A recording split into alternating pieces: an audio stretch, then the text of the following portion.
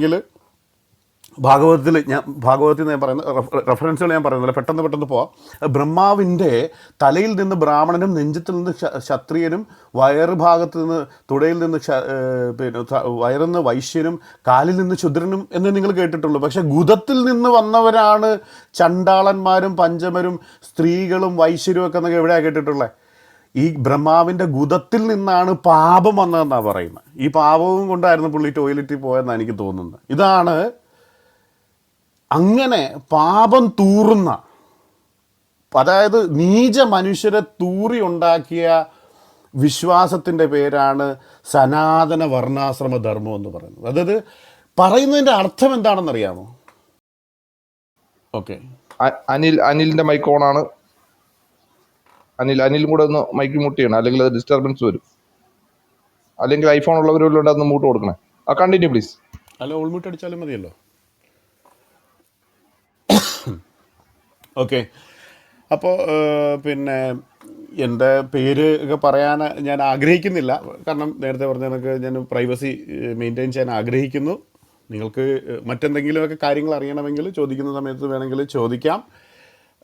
പിന്നെ ക്ലബ് ഹൗസിലേക്ക് വന്നത് ഏകദേശം പിന്നെ ക്ലബ് ഹൗസ് തുടങ്ങി കുറച്ച് നാൾ കഴിഞ്ഞപ്പോഴത്തേക്ക്, അതായത് 4 വർഷമായല്ലോ അതിലേക്ക്. അവിടെയാണ് വരുന്നത്. നമ്മൾ മറ്റ് സോഷ്യൽ മീഡിയ പ്ലാറ്റ്ഫോമിലൊക്കെ നമ്മൾ വാട്സാപ്പിലും അവിടെ ഇവിടെയൊക്കെ ആശയവിനിമയങ്ങൾ നടത്തുന്നുണ്ട്. പക്ഷേ ഇതുപോലെ ലൈവായിട്ടൊരു ഇൻട്രാക്ഷൻ നടത്താൻ പറ്റുന്ന ഒരു വാല്യുബിൾ ആയിരിക്കുന്ന, ലോകത്തിൻ്റെ വിവിധ ഭാഗങ്ങളിൽ ഇരുന്നു കൊണ്ട് തന്നെ ടെലിഫോണിക്കലി സംസാരിക്കുന്നത് പോലെ ഒരു പ്ലാറ്റ്ഫോം വളരെ അനുഗ്രഹീതമാണെന്നാണ് ഞാൻ മനസ്സിലാക്കുന്നത്. ഒരുപാട് കാര്യങ്ങൾ അറിയാനും ഒരുപാട് ആളുകളുടെ ചിന്താഗതികൾ മനസ്സിലാക്കാനും, എത്ര തരം ആളുകളുണ്ട്, ഇതിപ്പോൾ തന്നെ പല സമുദായങ്ങളിലെ ആളുകളുടെ ഉള്ളിലിരിപ്പ് എന്താണെന്ന് മനസ്സിലാക്കാൻ ക്ലബ് ഹൗസിലൂടെയാണ് മനസ്സിലാക്കുന്നത്. വാട്സാപ്പിലൊക്കെ ആണെങ്കിൽ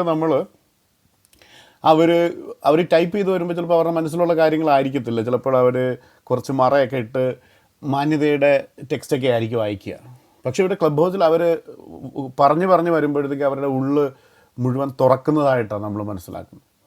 അങ്ങനെ 4 വർഷം മുമ്പ് ക്ലബ് ഹൗസിൽ പിന്നെ ഒരു ഫ്രണ്ട് പറഞ്ഞു, ഇതുപോലെ ക്ലബ് ഹൗസ് എന്ന് പറയുന്നൊരു പ്ലാറ്റ്ഫോം ഉണ്ട്, അവിടെ വരണം. അവിടേക്ക് വരുന്നു. വന്ന് സത്യത്തിൽ ഞങ്ങളൊരു ക്രിസ്ത്യൻ വാട്സാപ്പ് ഗ്രൂപ്പുണ്ട്.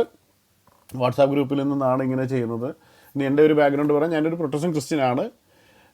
വളരെ പോളമിക്കായിട്ട് ചിന്താഗതിയുള്ളൊരു വ്യക്തിയാണ്. എല്ലാത്തിനെയും വിമർശിക്കാനുള്ള സ്വാതന്ത്ര്യമുണ്ടെന്ന് വിശ്വസിച്ച അതിൻ്റെ പിന്നെ ഉപജ്ഞാതാക്കളിൽ, അതായത് ഫ്രീഡം ഓഫ് സ്പീച്ചിൻ്റെ ഉപജ്ഞാതാക്കളുടെ അതേ ചിന്താഗതിയുള്ള ഒരു വ്യക്തിയാണ് ഞാൻ. അതിൽ ഞാൻ അഭിമാനിക്കുന്നു. അതുപോലെ തന്നെ ജനാധിപത്യത്തിൽ വിശ്വസിക്കുന്നു.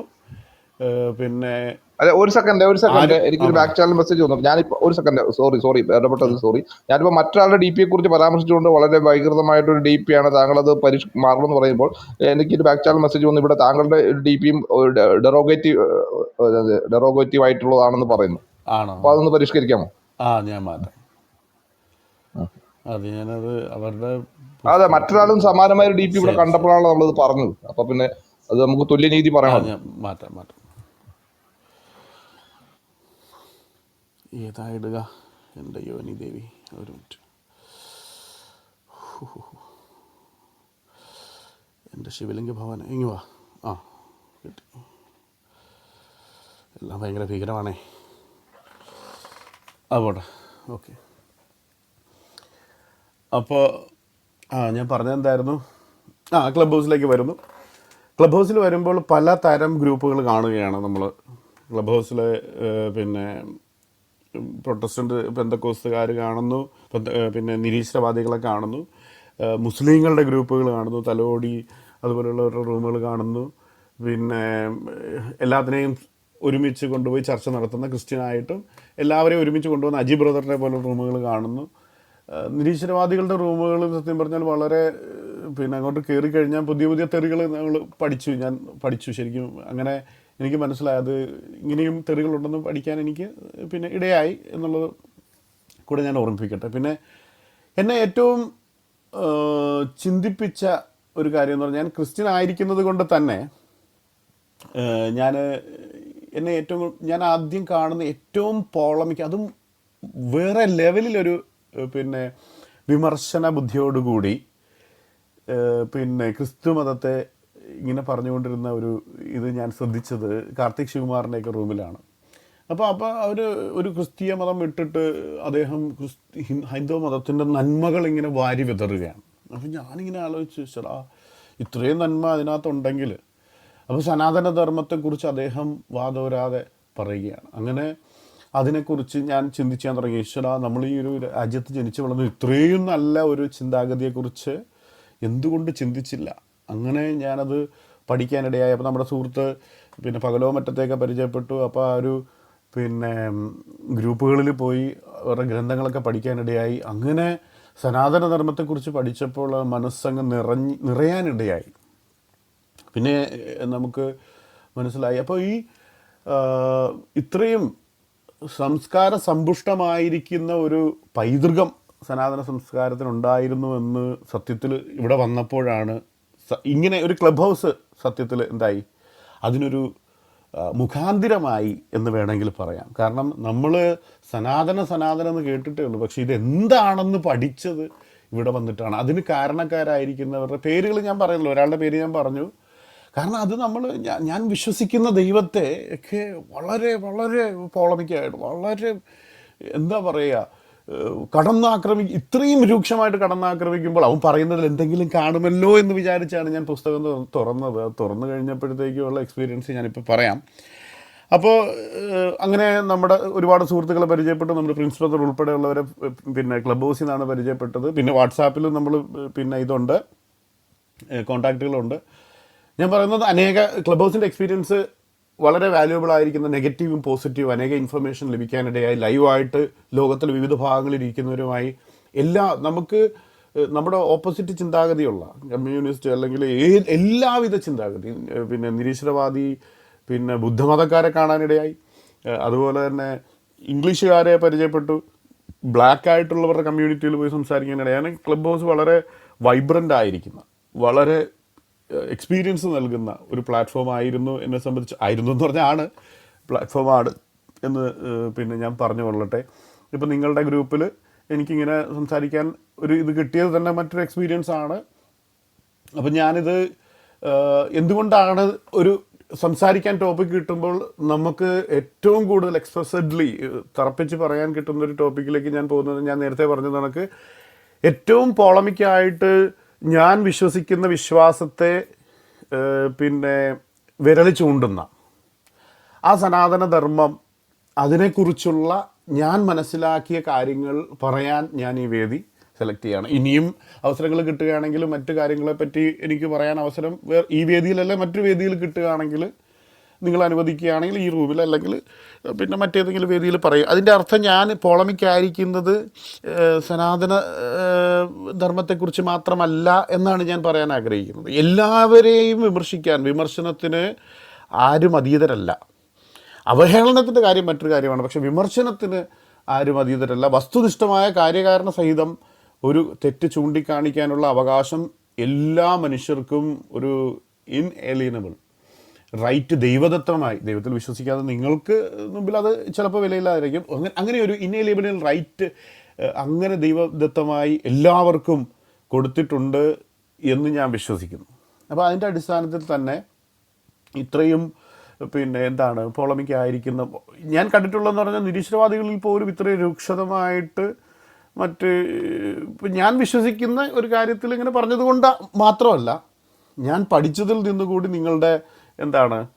നിങ്ങൾക്കത് പങ്കുവെക്കുന്നതിലൂടെ നിങ്ങൾക്ക് ഒരുപാട് കാര്യങ്ങൾ, ഇതെല്ലാം നമ്മൾ ആശയവിനിമയമാണ്. ക്ലബ് ഹൗസ് എന്ന് പറയുന്നത് ആശയവിനിമയത്തിൻ്റേതാണ്. ഇപ്പോൾ നാളെ ഒരു ദിവസം ഇപ്പോൾ ഇസ്ലാമിനെ കുറിച്ച് പഠിച്ച കാര്യങ്ങൾ പറയാനായിട്ട് ഇതിനേക്കാൾ അധികമുണ്ടെങ്കിലും എനിക്ക് ഏറ്റവും രൂക്ഷമായ പോളമിക്കായതുകൊണ്ട് ഞാൻ ഇത് പറയാൻ ഞാൻ ആഗ്രഹിക്കുകയാണ്. അപ്പോൾ ഞാൻ തുടങ്ങാം. അതായത് എന്താണ് ആർഷഭാരത സംസ്കാരം എന്ന് ഞാൻ പഠിച്ച കാര്യങ്ങൾ പറയാം. അപ്പം നിങ്ങൾ ഒരു ഓർഡർ പ്രതീക്ഷിക്കരുത്. പല പോയിന്റുകൾ ഞാൻ പറയും. ഞാൻ നോട്ട് ചെയ്ത് വെച്ചിരിക്കുന്നതും ഇങ്ങനെ അവിടുന്ന് ഇവിടുന്ന് കിട്ടിയ കാര്യങ്ങൾ ഞാനിങ്ങനെ പറയുകയാണ്. എന്താണ് സനാതനധർമ്മം, ഹൈന്ദവ ധർമ്മം എന്ന് പറയുന്നത് എന്താണ്? കഴിഞ്ഞ ദിവസം കൂടി പറഞ്ഞത് എല്ലാവരെയും ഉൾക്കൊള്ളുന്ന, എല്ലാ മനുഷ്യരെയും ഒരുപോലെ കരുതുന്ന, എല്ലാ ജീവനും വില കൊടുക്കുന്ന, എല്ലാവരെയും സ്നേഹം കൊണ്ട് പൊതിയുന്ന ഒരു ധർമ്മം അല്ലെങ്കിൽ ഒരു വിശ്വാസ സമൂഹം സംഹിതയാണ് സനാതന ധർമ്മം എന്നാണ് ഞാനും വിചാരിച്ചിരുന്നത്. പക്ഷേ ക്ലബ് ഹൗസിൽ വന്നു കഴിഞ്ഞപ്പോഴത്തേക്കും ഇവിടെ നിന്ന് നമ്മുടെ അവർ വിമർശിക്കുന്നത് കേട്ടിട്ട് മറ്റുള്ളവരെ ഉൾക്കൊള്ളുന്നില്ല എന്ന് മാത്രമല്ല, എന്തുകൊണ്ടാണത് എന്ന് ഞാൻ ചിന്തിക്കാൻ വേണ്ടി അവരുടെ പുസ്തകങ്ങളെയും അതിനകത്ത് അവർ പറയുന്ന ജീവിത ശൈലികളെയും നിയമം അനുശാസിക്കുന്ന രീതികളെയും ആ ദൈവങ്ങളെയും ഞാൻ പരിശോധിച്ച് കഴിഞ്ഞപ്പോൾ എന്താണ് മനസ്സിലാക്കിയത് ഞാൻ ഓരോന്നോരോന്നായിട്ട് പറയാം. അപ്പോൾ ഞാൻ പറയുന്നതിന് പ്രത്യേകിച്ചൊരു ഓർഡർ കാണത്തില്ല. നിങ്ങൾക്ക് നോട്ട് ചെയ്യാൻ, അല്ലെങ്കിൽ ഞാൻ ഈ പറയാൻ പോകുന്ന കാര്യങ്ങൾക്കെല്ലാം എന്നെ അറിയാവുന്നവർക്കറിയാം, ഞാൻ ഡാറ്റയുടെ ബാക്കപ്പ് ഇല്ലാതെ ഞാൻ ഒന്നും പറയാറില്ല എന്ന്. എന്നെ അറിയാവുന്ന കുറച്ച് പേരെങ്കിലും ഉണ്ട്. എല്ലാവരും വിമർശിക്കുന്നതുകൊണ്ട് മിക്കവാറും എല്ലാവർക്കും ഞാൻ ശത്രു ആയിരിക്കും കേട്ടോ. അതുകൊണ്ട് എനിക്ക് ഒരാൾ സപ്പോർട്ട് ചെയ്യുമെന്ന് വിചാരിക്കില്ല. കമൻറ്റുകളിൽ നിങ്ങൾ നെഗറ്റീവ് ഉണ്ടാവുമല്ലോ, ഓർത്തോണം ഞാൻ ഡാറ്റ കൊണ്ട് അവനെ ആക്രമിച്ചിട്ടുള്ളവനായിരിക്കുമെന്ന്. ഞാൻ അങ്ങനെയാണ് ഞാൻ മനസ്സിലാക്കുന്നത്. അതുകൊണ്ട് ഞാൻ ഒരിക്കലും അങ്ങനെ വിശ്വസിക്കുന്നില്ല. ഞാൻ പറഞ്ഞു വരുന്നതിൻ്റെ അർത്ഥം, ഞാൻ ഒരിക്കലും ഡാറ്റയുടെ ബാക്കപ്പ് ഇല്ലാതെ പറയത്തില്ല. എല്ലാ കാര്യത്തിനും ഡാറ്റ ഉണ്ട്, സൂക്ഷ്മമായി പഠിച്ചിട്ട് അതിൻ്റെ തെളിവിൻ്റെ അടിസ്ഥാനത്തിൽ. ഇപ്പം ഞാനതിൻ്റെ റെഫറൻസ് കൂടി ഞാൻ പറഞ്ഞ് പോകുന്നില്ല. ഇത് എനിക്ക് തോന്നുന്നത് ഞാനൊരു ഫ്രീ ഫ്ലോ ആയിട്ട് പോകാൻ പോവാണ്. അപ്പോൾ ഒരു മാക്സിമം ഒരു 30 മിനിറ്റ്സ് ഞാൻ തീർക്കാം. അത് കഴിഞ്ഞ് നമുക്ക് ചോദ്യോത്തരത്തിലേക്ക് പോകാം. കാരണം നിങ്ങൾ ആഗ്രഹിക്കുന്ന എൻ്റർടൈൻമെൻറ്റ് നിങ്ങൾക്ക് കിട്ടും എന്നാണ് ഞാൻ മനസ്സിലാക്കുന്നത്.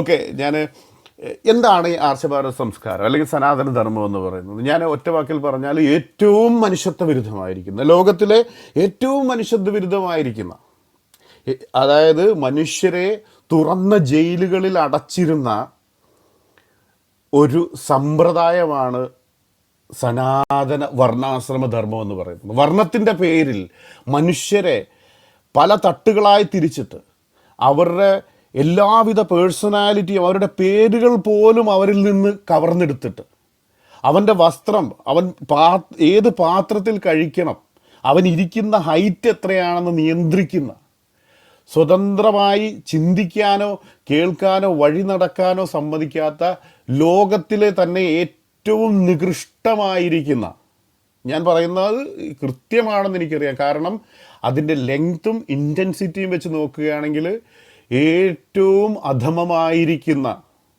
ഒരു വിശ്വാസ സമ്പ്രദായമാണ് സനാതന ധർമ്മം അല്ലെ വർണ്ണാശ്രമ ധർമ്മം എന്ന് പറയുന്നത്. ഞാൻ വളരെ റെസ്പോൺസിബിൾ ആയിട്ടാണ് ഞാൻ ഈ പറയുന്നത്. കാരണം അത് കൃത്യമായിട്ട് തെളിയിക്കാൻ സാധിക്കും. ഒരു മനുഷ്യനും ഒരു ശത്രുവിന് പോലും സനാതന വർണ്ണാശ്രമ ധർമ്മത്തിൽ, ആ സമൂഹത്തിൽ ജീവിക്കരുത് എന്ന് ആഗ്രഹിച്ചു പോകുന്ന വിധം അത്രയും മനുഷ്യത്വരഹിതമായിരിക്കുന്ന, മനുഷ്യന് യാതൊരു വിലയും കൽപ്പിക്കാത്ത, മറ്റു മനുഷ്യരെ മൃഗങ്ങളെക്കാൾ താഴെ കാണുന്ന, മനുഷ്യ ജീവന് പുല്ലുവില കൽപ്പിക്കുന്ന ക്രൂരതയുടെ പേരാണ് സനാതന വർണ്ണാശ്രമ ധർമ്മം എന്ന് പറയുന്നത്. മനസ്സിലായി? നിങ്ങൾ ഉദ്ദേശിച്ച ഒരു രീതിയിൽ സെക്ഷുവൽ ബേസ്ഡ് പോളമിക് ആയിരിക്കത്തില്ല ചിലപ്പോൾ ഞാൻ പറയുന്നത്. ഒരുമാതിരി അതായത് സൃഷ്ടികർമ്മത്തെക്കുറിച്ച് പറയുകയാണെങ്കിൽ ഭാഗവതത്തിൽ ഞാൻ പറയുന്ന റെഫറൻസുകൾ ഞാൻ പറയുന്നില്ല, പെട്ടെന്ന് പോവാം. ബ്രഹ്മാവിൻ്റെ തലയിൽ നിന്ന് ബ്രാഹ്മണനും, നെഞ്ചത്തിൽ നിന്ന് ക്ഷത്രിയനും, വയറുഭാഗത്ത് നിന്ന് തുടയിൽ നിന്ന് വയറിൽ നിന്ന് വൈശ്യനും, കാലിൽ നിന്ന് ശുദ്രനും എന്ന് നിങ്ങൾ കേട്ടിട്ടുള്ളൂ. പക്ഷേ ഗുദത്തിൽ നിന്ന് വന്നവരാണ് ചണ്ടാളന്മാരും പഞ്ചമരും സ്ത്രീകളും വൈശ്യരും ഒക്കെ എന്നൊക്കെ എവിടെയാണ് കേട്ടിട്ടുള്ളത്? ഈ ബ്രഹ്മാവിൻ്റെ ഗുദത്തിൽ നിന്നാണ് പാപം വന്നതെന്നാണ് പറയുന്നത്. ഈ പാപവും കൊണ്ടായിരുന്നു പുള്ളി ടോയ്ലറ്റിൽ പോയെന്നാണ് എനിക്ക് തോന്നുന്നത്. ഇതാണ് അങ്ങനെ പാപം തൂറുന്ന, അതായത് നീച മനുഷ്യരെ തൂറി ഉണ്ടാക്കിയ വിശ്വാസത്തിൻ്റെ പേരാണ് സനാതന വർണ്ണാശ്രമ ധർമ്മം എന്ന് പറയുന്നത്. അതായത് പറയുന്നതിൻ്റെ അർത്ഥം എന്താണെന്നറിയാമോ? അതിൻ്റെ അർത്ഥം, ഒരു ബ്രാഹ്മണനെ സംബന്ധിച്ചിടത്തോളം നീച യോനിയിൽ ജനിച്ച ചണ്ടാളനും ഈ പഞ്ചമരം എന്ന് പറഞ്ഞാൽ 5th ഗ്രേഡ് എന്ന അർത്ഥം, ഗുദം എന്ന് പറഞ്ഞാൽ കുണ്ടി എന്നാണ് ദേവനാഥ്. അത് ഞാൻ കാണിച്ചു തരാം, ഭാഗവതത്തിലുണ്ട്. ബ്രഹ്മാവിൻ്റെ ലിംഗത്തിൽ നിന്ന് സമുദ്രവും ഗുദത്തിൽ നിന്ന് പാപവും എന്ന് പറഞ്ഞ പുള്ളി എനിക്ക് അതൊന്ന് ഇമാജിൻ ചെയ്തിട്ട് എനിക്കൊന്നും പിടികിട്ടുന്നില്ല. പക്ഷെ പറഞ്ഞു വരുന്നതിൻ്റെ അർത്ഥം, നീചജന്മങ്ങൾ തീട്ടത്തിന് തുല്യമാണ് എന്നാണ് പറയുന്നത്. ഇത് മൃഗങ്ങളെക്കുറിച്ചല്ല എന്നുള്ളതാണ് ഏറ്റവും ഭയാനകമായ സത്യം. ഒരു ഗ്രന്ഥത്തിൽ പറയുകയാണ്, ദൈവത്തിൻ്റെ മുമ്പിൽ എന്താണ് ചണ്ടാളൻ, വൈശ്യന് താഴോട്ടുള്ള ശൂദ്രൻ, അങ്ങനെയുള്ള ജന്മങ്ങളെല്ലാം മൃഗങ്ങളല്ല, ഞാൻ പറഞ്ഞ വാക്കെന്താണ്, തീട്ടമായിട്ട് കരുതുന്ന ഒരു മതത്തിൻ്റെ സംസ്കാരത്തിൻ്റെ ആ ഒരു കൾച്ചർ, ആ ഒരു വിശ്വാസത്തിൻ്റെ പേരാണ് സനാതന വർണ്ണാശ്രമ ധർമ്മം, സനാതന ധർമ്മം എന്ന് പറയുന്നത്. മനസ്സിലായോ? ഇനി ഞാൻ ജാതി വ്യവസ്ഥ തന്നെ പല രീതിയിൽ നമുക്ക് ചിന്തിക്കാം. ശ്രീകൃഷ്ണൻ ഭഗവത്ഗീതയിൽ പറയുന്നത്, ഭാഗവതത്തിലും പറയുന്നുണ്ട്, എന്താണ്, അർജുനനോട് പറയുകയാണ്, പാപയോനി, അവർ മലയാളത്തിൽ ട്രാൻസ്ലേറ്റ് ചെയ്തപ്പോൾ തിരിച്ചാ പറഞ്ഞിരിക്കുന്നത്, സ്ത്രീകൾ അതിലേക്ക് പെടുന്നുണ്ട്. സ്ത്രീകൾക്ക് യാതൊരു വിലയും കൊടുക്കാത്ത, അതിന് തത്തുല്യമായി വൈശ്യരെയും ശുദ്രരെയും പാപയോനിയിൽ ജനിച്ചവരെന്നാണ് പറയുന്നത്. പാപയോനി, എത്ര ആ അറ്റാക്ക് എന്ന് പറയുന്നത് ഈ ബ്രാഹ്മണിക്കൽ, ഈ ആര്യന്മാർ ഇവിടെ വന്നപ്പോൾ ഇവിടെയുള്ള അവർണരെ കൃത്യമായി ആക്രമിക്കാൻ വേണ്ടി കൃത്യമായി മെനഞ്ഞുണ്ടാക്കിയ പദങ്ങളാണത്. അവർണരെ കൃത്യമായി ആക്രമിക്കാൻ വേണ്ടി. അതാണ് ഞാൻ പറഞ്ഞത്, അവരുടെ മുകളിൽ ഒരു അദൃശ്യമായ ജയില് കൊണ്ട് വിട്ടിട്ട് ദൈവത്തിൻ്റെ പേരിൽ അവരെ ഡിവൈഡ് ചെയ്തുകൊണ്ട് അവരുടെ സ്ത്രീകളുടെ മടിക്കുത്ത് പിടിക്കുമ്പോൾ ദൈവത്തിന് ഇഷ്ടമായിരിക്കുമെന്ന് പഠിപ്പിച്ചുകൊണ്ട് അവരുടെ വീടുകളിൽ അവർക്ക് അവരുടെ എല്ലാം അവരിൽ നിന്ന് കവർന്നെടുത്തു. സ്വത്ത് മാത്രമല്ല, അവരുടെ പ്രൈവസിയും അവരുടെ വിദ്യാഭ്യാസവും അവരുടെ സ്വാതന്ത്ര്യം, അവരുടെ ഡെവലപ്മെൻറ്റ്, അവരുടെ ജീവനും എല്ലാം കവർന്നെടുത്ത ആ കുതന്ത്രത്തിൻ്റെ പേരാണ് സനാതന വർണ്ണാശ്രമ ധർമ്മം എന്ന് പറയുന്നത്. ഞാൻ പറഞ്ഞത് മനസ്സിലായോ? അതിനുവേണ്ടി അവരുണ്ടാക്കി മെനഞ്ഞൊരു അനേക ദൈവങ്ങളിലൊന്ന് ശ്രീകൃഷ്ണൻ്റെ, പിന്നെ വിഷ്ണുവിൻ്റെ അവതാരമായ ശ്രീകൃഷ്ണൻ പറയുകയാണ്, ഞാൻ നീചമായ യോനിയിൽ നിന്ന് ജനിച്ചവരാണ് സ്ത്രീകളും ക്ഷുദ്രരും വൈശ്യരുമെല്ലാം. അതായത് എന്താണ്, പാപയോനിയിൽ, നീചയോനിയിലാണ് അവർ ജനിച്ചത്. മനുഷ്യരെ ഞാനിങ്ങനെ 4 തിരിച്ചിരിക്കുന്നു. അവനവന് തൊട്ടി എന്നും തൊട്ടിയായിരിക്കണം. ചണ്ടാളൻ എന്നും നീചമായ ജോലി മാത്രമേ ചെയ്യാമുള്ളൂ. അവൻ ധനം സമ്പാദിച്ചാൽ കുലം മുടിയുമെന്നാണ് പറയുന്നത്. അതുകൊണ്ട് അവനെ കൃത്യമായി ആ താഴേക്കിടയിലെ ജീവിതത്തിൽ മെയിൻറ്റെയിൻ ചെയ്യണം. വക്കുപൊട്ടിയ പാത്രത്തിലേ അവൻ കഴിക്കാവുള്ളൂ. ഭഗവാനാണ് ഇത് അനുശാസിച്ചിരിക്കുന്നത്. ഇത് ഞാൻ ചോദിക്കും, എവിടെയൊക്കെ പറഞ്ഞിരിക്കുന്നു? എവിടെയാണ് ഇത് പറഞ്ഞിട്ടില്ലാത്തതെന്നുള്ളതാണ്. മനുസ്മൃതിയിൽ അത് പറഞ്ഞിട്ടുണ്ട്, ഭാഗവതത്തിൽ അത് പറഞ്ഞിട്ടുണ്ട്, വേദങ്ങളിൽ അത് പറഞ്ഞിട്ടുണ്ട്, ഈ പിന്നെ ഭഗവത്ഗീതയിൽ പറഞ്ഞിട്ടുണ്ട്. ഇപ്പോൾ ഞങ്ങൾ ഭഗവത്ഗീത, ഏറ്റവും രസകരമായ സംഭവം എന്ന് പറഞ്ഞു കഴിഞ്ഞാൽ, ഞങ്ങൾ ഓരോ തവണയും ചോദിക്കുമ്പോൾ ഒരു എവല്യൂഷനാണ്. ആദ്യം ചോദിച്ചു, ഞങ്ങൾ വേദങ്ങൾ മാത്രമേ എടുക്കുകയുള്ളൂ എന്ന് പറഞ്ഞു. കാരണം എന്താ, ഇത്രയും മ്ലേച്ഛത, ദൈവങ്ങളുടെ മ്ലേച്ഛതയിലേക്ക് ഞാൻ കടക്കാൻ കേട്ടോ, നിങ്ങൾ ആഗ്രഹിക്കുന്ന അതിൻ്റെ കണ്ടന്റിലേക്ക് കടക്കാം. ഒരു അറിയിപ്പ് പറഞ്ഞോട്ടെ, ഇടയ്ക്ക് ഒരു അറിയിപ്പ് പറഞ്ഞോട്ടെ. എനിക്ക് നമുക്കിവിടെ റൂമിന്റെ ഹൗസ് ചാറ്റും എല്ലാം ഓപ്പൺ ആണ്. അപ്പോൾ 2-3 പേര് എനിക്ക് ബാക്ക് ചാനൽ മെസ്സേജ് വന്ന് ക്ലോസ് റൂം വിളിച്ചു പറഞ്ഞു ഇവിടുന്ന് റിമൂവ് അടിക്കപ്പെടുന്നു എന്ന് ഒരു പരാതി ഉണ്ടായിട്ടുണ്ട്. അത് ആരും, നമ്മൾ പൊതുവേ നമ്മുടെ ഈ റൂമിൽ റിമൂവേ ഇല്ല. നമ്മൾ മാക്സിമം എന്തെങ്കിലും പാനലിൽ വന്നിട്ട് എന്തെങ്കിലും നമുക്ക് അത് പാനലിന്റെ ഡെക്കോറത്തിന് തെറ്റിയായിട്ട് എന്തെങ്കിലും പറയുമ്പോൾ മാക്സിമം നമ്മൾ താഴോട്ട് മാറ്റാറ് മാത്രമേ ഉള്ളൂ. പിന്നീട് അവർക്ക് കൂൾ ഓഫ് പീരീഡ് ടൈം കൊടുത്തിട്ട് നമ്മൾ മുകളിലോട്ട് എടുക്കാറാണ് പതിവ്. അതുകൊണ്ട് നമ്മൾ ഈ റൂമിൽ നിന്നും ആരും റിമൂവ് ചെയ്യരുതെന്ന് വിനീതമായിട്ട് അഭ്യർത്ഥിക്കുകയാണ്. ഇവിടുത്തെ നമ്മുടെ സ്ഥിരം മോഡറേറ്റേഴ്സ് ആരും ചെയ്യാൻ സാധ്യതയുമില്ല. അപ്പോൾ അത് ഉണ്ടായിട്ടുണ്ട്. അതുകൊണ്ട് തന്നെയാണ് പറഞ്ഞത്, എല്ലാവരും ആ വിഷയത്തിൽ ഒരു ജാഗ്രത പാലിക്കണം. അത് ഉണ്ടായി കഴിഞ്ഞാൽ ആളുകളെല്ലാം നമ്മുടെ അടുത്ത് വിളിച്ച് പറയുകയും ചെയ്യും റിമൂവ് ആയിട്ടുണ്ടെന്നുള്ളത്. അപ്പോൾ പിന്നെ നമ്മുടെ റൂമിന്റെ നിയമത്തിന് വിരുദ്ധമാണ്. ആ നിയമം പാലിക്കണമെന്ന് എല്ലാവരോടും അഭ്യർത്ഥിക്കുന്നു. Please continue. Okay, thank you.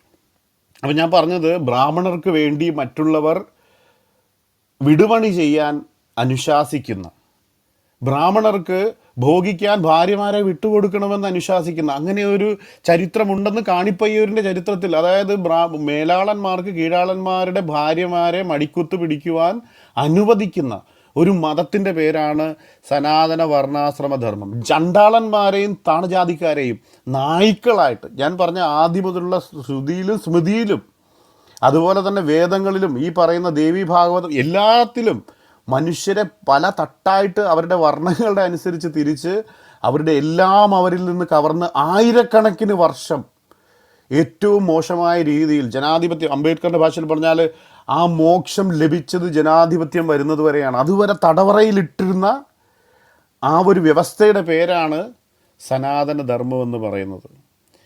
ഇനി ദാമ്പത്യം, ഓരോരോ വിഷയങ്ങൾ ഞാൻ പറഞ്ഞത് റാൻഡം ആയിരിക്കും. ഞാൻ പോയിന്റുകൾ നോട്ട് ചെയ്ത് വെച്ചിരുന്നു. ഞാൻ ജോലി ചെയ്യുന്നൊരു വ്യക്തിയാണ്, എനിക്ക് സമയങ്ങൾ കുറവായതുകൊണ്ട് ഞാൻ നോട്ട് ചെയ്ത് വെച്ചിരുന്നതാണ്. ഇത് സനാതന പുരുഷൻ, ബൃഹദാരണ്യ ഉപനിഷത്തിൽ നിന്നാണ്. സനാതന പുരുഷൻ സ്വന്തം ഭാര്യയെ പിന്നെ പുള്ളിക്കാരി തന്നില്ലെങ്കിൽ, സെക്ഷൽ ആക്ടിവിറ്റിക്ക് തന്നില്ലെങ്കിൽ അവളെ ഉപദ്രവിക്കാനും ബലാത്സംഗം ചെയ്യുവാനും ബലാത്സംഗം ചെയ്യുവാനും അനുവാദം കൊടുക്കുന്ന വ്യവസ്ഥയുടെ പേരാണ് സനാതന വർണ്ണാശ്രമ ധർമ്മം എന്ന് പറയുന്നത്. മനുസ്മൃതിയിൽ അതാണ് വിവാഹബന്ധത്തിൻ്റെ മൂല്യം സനാതന ധർമ്മത്തിൽ. ഇത് നിങ്ങൾ ചോദിക്കുന്നതിനൊക്കെ എൻ്റെ കയ്യിൽ റെഫറൻസ് ഉണ്ട് കേട്ടോ. ഇനി മനുസ്മൃതിയിൽ പറയുന്നത് ഒന്ന് കേൾക്കാം. അതായത് അമ്മയ്ക്ക് മകനെ കണ്ട് രേതസ് വന്നാൽ, അതായത് ആ സെക്ഷൽ ഫ്ലൂയിഡ് വന്നാൽ, അമ്മയ്ക്ക് മകനെ കണ്ട് സെക്ഷുവലി ആക്ടിവേറ്റഡ് ആയി കഴിഞ്ഞാൽ അതിന് മകൻ പ്രായശ്ചിത്തം ചെയ്ത് കൊടുക്കണം. അതായത് അമ്മയെ ഭോഗിക്കണമെന്ന് അനുശാസിക്കുന്ന ആ മതത്തിൻ്റെ മ്ലേച്ഛതയുടെ പേരാണ് സനാതന ധർമ്മം എന്ന് പറയുന്നത്. ഇനി അയൽവക്കത്തെ പുരുഷനെ കണ്ട് മകൾക്ക് രേതസ് വന്നാൽ, അവൾക്ക് സെക്ഷൽ ഫ്ലൂയിഡ് വന്നാൽ പിതാവ് ശുക്ലം കൊണ്ട് അവളുടെ യോനി നിറച്ചു കൊടുക്കണമെന്ന് അനുവദിക്കുന്ന ആ അതിമ്ലേച്ഛതയുടെ പേരാണ് സനാതന വർണ്ണാശ്രമ ധർമ്മം എന്ന് പറയുന്നത്. ഇത് മനുസ്മൃതിയിലുള്ളതാണ്.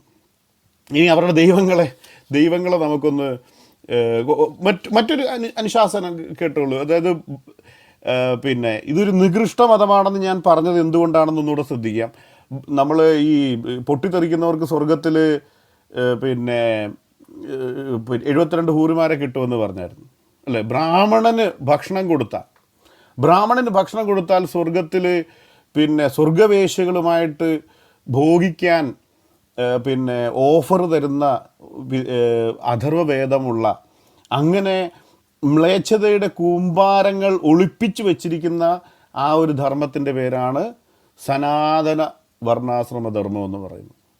ഇനി ദൈവങ്ങളിലേക്കൊന്ന് ഓടിപ്പോകാം. അപ്പോൾ ശിവൻ്റെ കാര്യമൊക്കെ പറഞ്ഞിട്ടുണ്ട്. ഈ ഭൃഗുമുനി ശിവൻ്റെ സാധനം 6 അടിച്ച കഥയൊക്കെ എനിക്ക് എല്ലാവർക്കും അറിയാൻ തോന്നുന്നു. അങ്ങനെ ഇത് ഞാൻ ഒന്നുകൂടെ പറഞ്ഞുതരാം. ശിവലിംഗോൽപ്പത്തി വാമനപുരാണം, ശിവപുരാണത്തിലൊക്കെ പറയുന്നതാണ്. ഒരിക്കലും ഈ ശിവൻ ആരാധിക്കപ്പെടുന്ന ദൈവത്തിൻ്റെ ക്വാളിറ്റിയാണ് ഞാനീ പറയുന്നത്. അതായത് ആ ശിവൻ എന്ന് പറയുന്ന വ്യക്തി കുളിക്കാറില്ല, തുണി ഉടുക്കാറില്ല.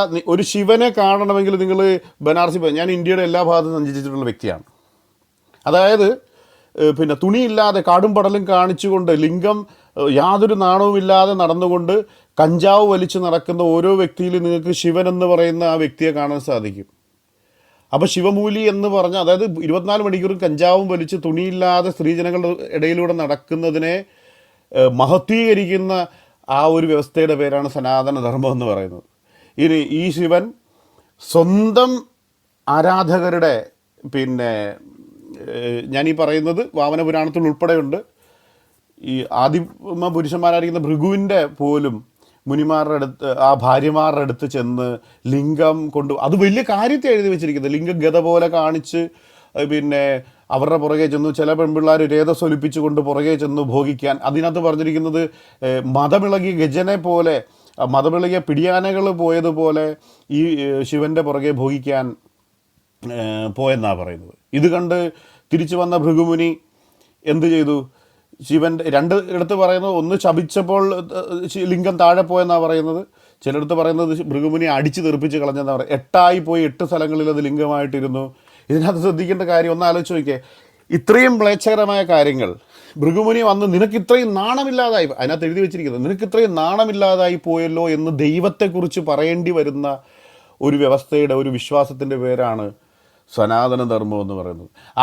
ആ ശിവൻ്റെ ലിംഗം അടിച്ച് തെറിപ്പിച്ചപ്പോൾ അത് വരാല് പോലെ, നമ്മൾ ഈ നാട്ടിൻപുറത്തൊക്കെ വില്ലേജിലൊക്കെ പോയി മീൻ പിടിച്ചിട്ടുണ്ടെങ്കിൽ അറിയാൻ സാധിക്കും.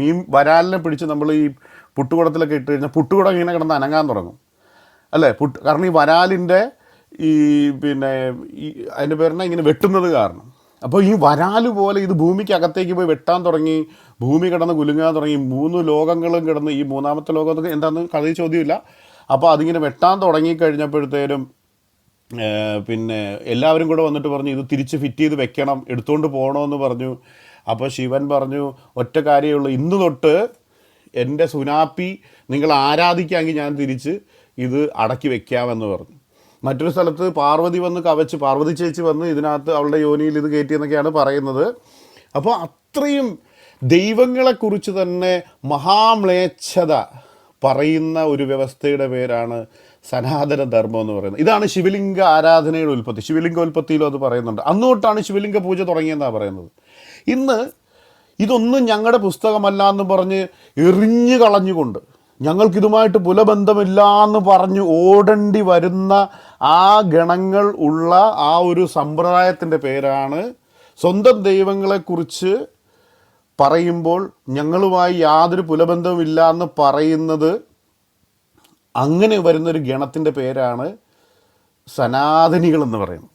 മനസ്സിലാകുന്നുണ്ടോ? ഞങ്ങളുമായി, അതായത് എല്ലാ ചൊവ്വാഴ്ച അല്ലെങ്കിൽ പിന്നെ മംഗൾവാർ പോയി ആരാധിക്കുന്ന ദൈവത്തെ സോഷ്യൽ സ്റ്റാറ്റസിൽ പറയുന്നത് എനിക്ക് അയാളെ അറിയില്ല, അല്ലെങ്കിൽ ഞാൻ ഇയാൾ വൃത്തികെട്ടവനാണെന്ന് പറയേണ്ടി വരുന്ന ഒരു വ്യവസ്ഥയുടെ പേരാണ് ഞാൻ ഈ പറയുന്നതിനൊക്കെ തെളിവ് തരാൻ ഞാൻ ബാധ്യസ്ഥനാണ്. ഞാൻ ഈ പറയുന്നത് ഉണ്ടാക്കിയല്ല, ഞാനീ പറയുന്നത് കുറച്ചാണ്. നിങ്ങൾ ശ്രദ്ധിക്കണം, ഞാനിത് ഫിൽറ്റർ വെച്ചാണ് പറയുന്നത്. ഞാൻ സാധാരണ നമ്മൾ ഭഗവമറ്റത്തിൻ്റെയൊക്കെ റൂമിൽ ഇത് അതുപോലെ തന്നെ വായിക്കുകയാണ് ചെയ്യുന്നത്. എന്നാലും ഞാനിത് ഫിൽറ്റർ വെച്ചാണ് ഞാൻ പറയുന്നത്.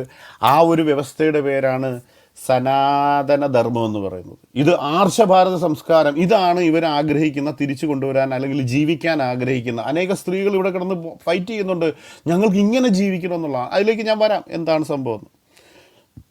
ഇനി ഇന്ദ്രൻ ഓരോ ക്യാരക്ടറിനെ തൊട്ടു പോവുകയാണ്. ഇന്ദ്രൻ സ്വന്തം മകനായ അർജുനൻ്റെ അടുത്ത് പറയുന്നത് അയാൾക്കൊരു സ്വർഗത്തിൽ വെടിവെപ്പുണ്ട്.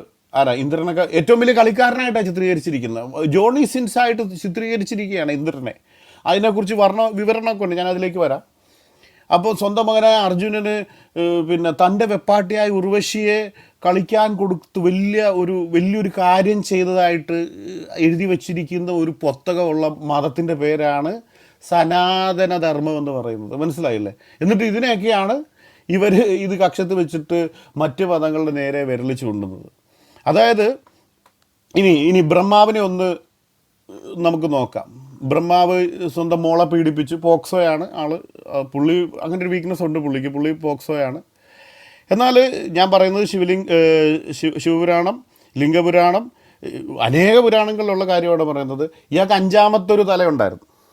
ശിവൻ തന്നെ പറയുകയാണ്, നീ നിൻ്റെ അഹങ്കാരത്താൽ സ്വന്തം മകൾക്ക് നേരെ കാമക്കണ്ണുകളോടുകൂടി പോയത് കൊണ്ട് ഞാൻ നിൻ്റെ 5ാമത്തെ തല വെട്ടിമാറ്റുന്നു എന്ന് പറഞ്ഞുകൊണ്ട് ആ CCTV നൈസായിട്ട് വെട്ടി അങ്ങ് മാറ്റിയ ഒരു വെട്ടാവളിയനായിരിക്കുന്ന ഈ ബ്രഹ്മാവ്, ആ ബ്രഹ്മാവ് ദൈവമായിരിക്കുന്ന ആ മതത്തിൻ്റെ പേരാണ് സനാതനധർമ്മം എന്ന് പറയുന്നത്. അതാണ് ഈ സനാതനധർമ്മത്തിലെ ഒരു പ്രധാന സൃഷ്ടാവായ ദൈവം. ഈ ശിവനെ പോലും സൃഷ്ടിച്ചത് ഈ ബ്രഹ്മാവാണ്. ഈ സ്വന്തം മകളെ പീഡിപ്പിച്ചെന്ന് മറ്റൊരു മകൻ പറയുന്ന ശിവനും ബ്രഹ്മാവ് സൃഷ്ടിച്ചതാണ്. ആ ബ്രഹ്മാവ് ആരാധിക്കപ്പെടുന്ന അല്ലെങ്കിൽ ദൈവം സൃഷ്ടാവായി കരുതപ്പെടുന്ന വ്യവസ്ഥയുടെ സമുദായത്തിൻ്റെ പേരാണ് സനാതനധർമ്മം എന്ന് പറയുന്നത്. ഇത് കേൾക്കുമ്പോൾ അനേകർക്ക് കോപമൊക്കെ ഉണ്ടാകും. പക്ഷേ ഇത് സ്ഥിരം കേട്ട് കഴിയുമ്പോഴത്തേക്ക് നിങ്ങളുടെ മൈൻഡ് പാകമാകും. കാരണം അങ്ങനെ നിങ്ങൾക്ക് എന്ത് ചെയ്യണം? സത്യം നേരിടാൻ നിങ്ങളുടെ പുസ്തകങ്ങൾ നിങ്ങൾ വായിച്ചിട്ടില്ല എങ്കിൽ അത് ഞങ്ങളുടെ കുഴപ്പമല്ല. ഞാൻ പറയുന്നതിനെല്ലാം റെഫറൻസ് ഉണ്ട്. ഞാനത് ചോദിച്ചു കഴിഞ്ഞാൽ തരികയും ചെയ്യും. കുരുക്കൾ പൊട്ടേണ്ടതാണ്. പുള്ളിയുടെ CCTV വെട്ടി മാറ്റിയിട്ട് പറഞ്ഞത്, നീ നിൻ്റെ മകൾക്ക് നേരെ കാമക്കണ്ണോടുകൂടി പോയി അഹങ്കാരത്തോടുകൂടി എന്ന് പറഞ്ഞിട്ട് 5ാമത്തെ തല നൈസായിട്ട് വാഴ വെട്ടിക്കളയുന്നത് പോലെ ശിവൻ വെട്ടിക്കളഞ്ഞ ആ വെട്ടാവളിൻ്റെ പേരാണ് ബ്രഹ്മാവ്. ആ ബ്രഹ്മാവ് സൃഷ്ടാവായി കരുതപ്പെടുന്ന സനാതന ആ ഒരു വ്യവസ്ഥയുടെ പേരാണ് സനാതനധർമ്മം. ഞാൻ ഇത്തിരി ഫാസ്റ്റ് ഫോർവേഡ് ആവുകയാണ്. ഇനി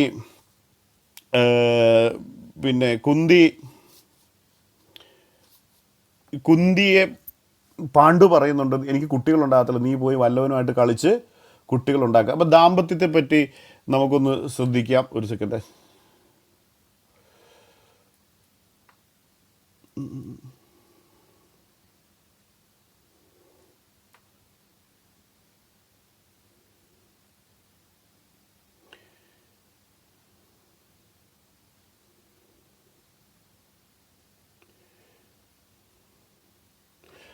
ഞാനിപ്പോൾ വായിക്കുന്നത് സത്യാർത്ഥ പ്രകാശം 4-ാം അധ്യായം, അതായത് യജുർവേദം 10-ാം അധ്യായം 10:10.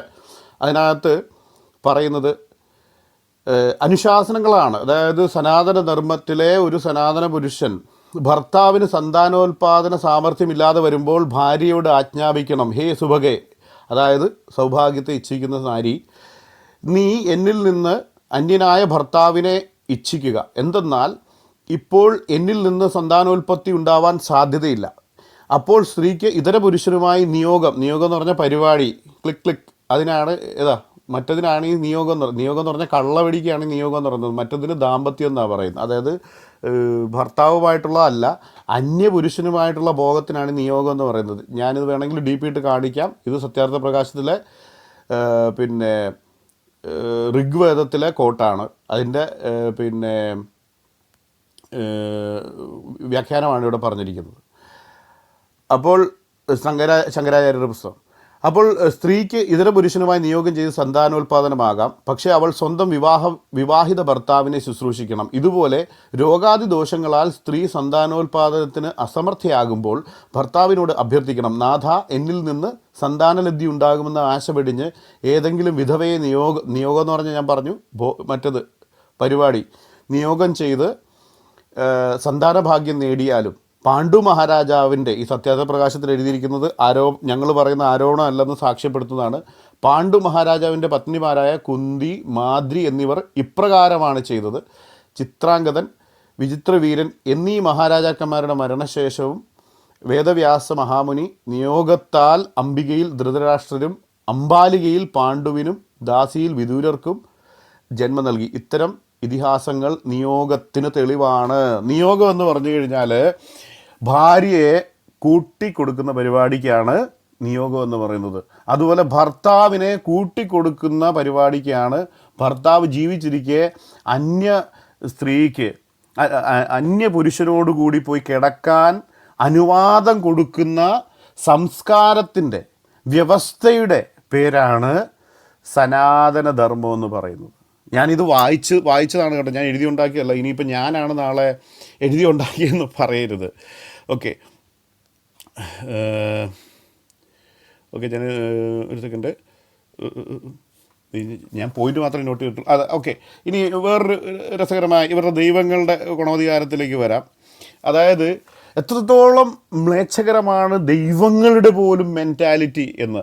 അപ്പോൾ ശിവൻ ഒരിക്കൽ അബദ്ധവച്ചാൽ സൃഷ്ടിച്ച ഒരു അസുരൻ്റെ പേരാണ് ജലന്ധർ എന്ന് പറയുന്നത്. ഈ ജലന്ധർ പിന്നെ ഇത് സ്കന്ദപുരാണത്തിലുണ്ട്, ശിവപുരാണത്തിലുണ്ട് കേട്ടോ. ഈ ജലന്ധർ ഞാൻ പെട്ടെന്ന് പറയാം. ഈ ജലന്ധർ എന്ന് പറയുന്ന അസുരൻ പാർവതിയുമായിട്ട് പിന്നെ ലവ് മേക്കിങ്ങിന് കൈലാസത്തിൽ ശിവൻ്റെ വേഷത്തിൽ പോവുകയാണ്. മനസ്സിലാകുന്നുണ്ടോ? അപ്പോൾ ഈ സമയത്ത് ഈ ജലന്ധറിൻ്റെ ഭാര്യ വൃന്ദ ഫ്രീ ആണ് താഴെ. അപ്പോൾ എന്ത് ചെയ്യാണ്, അവിടേക്ക് പിന്നെ വിഷ്ണു ജലന്ധറിൻ്റെ വേഷം ധരിച്ചിട്ട് എങ്ങോട്ട് പോവുകയാണ്, ജലന്ധറിൻ്റെ ഭാര്യയെ കളിക്കാൻ. അപ്പോൾ ഈ ജലന്ധറിൻ്റെ ഭാര്യ, ഈ ദേവന്മാർക്കൊരു പ്രത്യേകത ഉണ്ട്. നിങ്ങൾ ശ്രദ്ധിച്ചു കാണും, ഈ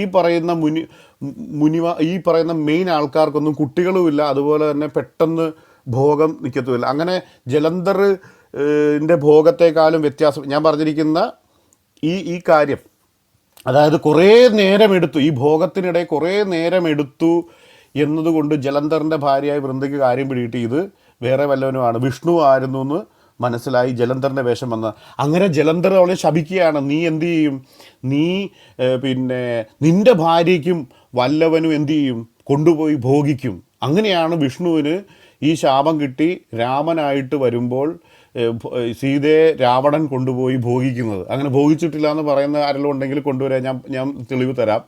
അതായത് എന്നിട്ട് പറയുന്നത് എന്താണ്, പിന്നെ നീ കുരങ്ങന്മാരുടെ സഹായം തേടേണ്ടി വരും. അങ്ങനെയാണ് ഹനുമാൻ്റെയൊക്കെ സഹായം തേടുന്നത്. അതുപോലെ തന്നെ നിൻ്റെ വാക്യ മറന്നുപോയി, നിൻ്റെ സഹോദരൻ ഉൾപ്പെടെ വനവാസം ചെയ്യേണ്ടി വരുമെന്ന് പറഞ്ഞ് ആ സ്ത്രീ, അതായത് വല്ലവൻ്റെയും ചെറ്റ പൊക്കാൻ പോയിട്ട് മേടിച്ച ശാപമാണ് രാമൻ്റെ ജന്മം എന്ന് പറയുന്നത്. എന്നിട്ട് ആ രാമനാണ് നമ്മൾ ജയ് വിളിക്കേണ്ടത്. അത് നമുക്ക് അതിലേക്ക് ഞാൻ വരാം. ഓക്കെ, ഇനി അതായത് ഒരു രാക്ഷസൻ്റെ ഭാര്യയെ ചെറ്റ പൊക്കാൻ പോയിട്ട് ശാപം മേടിച്ച ദൈവമുള്ള ഒരു പിന്നെ വിശ്വാസ സമ്പ്രദായത്തിൻ്റെ പേരാണ് സനാതനധർമ്മം എന്ന് പറയുന്നത്. ഇനി വേറൊരു രസം എന്ന് പറയുന്നത്, ഇവർ ചുമ്മാ ഇരിക്കുമ്പോഴത്തേക്കും ഈ ശിവനാണെങ്കിൽ ഈ ലിംഗം എന്ന് പറഞ്ഞു കഴിഞ്ഞാൽ ഒരു വീക്ക്നെസ്, എന്തോ ഒരു ഇത് വന്ന പോലെ ആയിരിക്കുന്നു, ഒലക്ക പോലെ ഇങ്ങനെ വെച്ചുകൊണ്ട് നടക്കുക എപ്പോഴും. അങ്ങനെ ഇരിക്കുമ്പോഴാണ് ഇവർ അറ്റം കണ്ടെത്താനൊരു മത്സരം. നമുക്ക് ഓണത്തിനൊക്കെ സുന്ദരിക്ക് പൊട്ടുവിടുക എന്ന് പറഞ്ഞ പരിപാടി ഉണ്ടല്ലോ, അതുപോലെ ശിവലിംഗം ഇനി 2 കൂട്ടുകാരെ വിളിച്ചിട്ട് പറഞ്ഞു നിങ്ങൾ വെറുതെ ഇരിക്കുകയാണെങ്കിൽ ഇതിൻ്റെ അറ്റം കണ്ടുപിടിക്കുന്നു പറഞ്ഞ് ഇതങ്ങ് അഴിച്ചിട്ട് കൊടുത്തു. എത്ര നല്ല കഥയാണ്. ഇതിൽ നിന്ന് ഇത് കഥയാണ്. ഇത് നമ്മൾ ഇത് വായിച്ചിട്ട് ഇതിൻ്റെ ഉള്ളിലെ നോക്കൂ നമ്മൾ ഇതിൻ്റെ ഉള്ളിലെ നമ്മൾ അതല്ല പഠിക്കേണ്ടത്. നമ്മൾ ലിംഗമെന്നല്ല മനസ്സിലാക്കേണ്ടത്. നമ്മൾ ആ ലിംഗത്തിൻ്റെ ഉള്ളിലൊരു കഥയുണ്ട്. ആ കഥയാണ് നമ്മൾ നോക്കൂ ഞാൻ ചോദിക്കട്ടെ. കുട്ടി വായിക്കുകയാണ്, പിന്നെ അതായത് ബ്രഹ്മാവിൻ്റെ മകനാണ് ശിവൻ. ആ മകനായ ശിവൻ്റെ സാമാനത്തിൻ്റെ അറ്റം കണ്ടുപിടിക്കാനായിട്ട് പുറപ്പെട്ടു പോയ അപ്പൻ. ഇതിനകത്ത് നിന്ന് എന്ത് പിന്നെ ഗുണപാഠമാണ് നമ്മൾക്ക് കിട്ടേണ്ടത്? മറ്റേ അറ്റം തേടി വേറൊരു വേട്ടാവളിയൻ മണ്ണ് മാന്തി പിന്നെ പന്നിയുടെ രൂപത്തിൽ അതിൽ അങ്ങോട്ടും പോയി, മറ്റവൻ അങ്ങോട്ടും പോയി. ലാസ്റ്റ് മറ്റവൻ കുറേ നേരം കഴിഞ്ഞപ്പോഴത്തേക്ക് ഇവനെ മണ്ടനെ പറ്റിക്കാന്ന് വിചാരിച്ച് കൈതപ്പൂവായിട്ട് വന്ന് ശാപം കിട്ടി. ഈ അപ്പന് തന്നെ മകൻ ശാപം കൊടുത്തു, നിനക്കിനി അമ്പലമൊന്നുമില്ല, എനിക്കിഷ്ടം പോലെ സുനയുടെ അമ്പലമുണ്ട്, നിനക്ക് കിട്ടത്തില്ലെന്ന് പറഞ്ഞ്.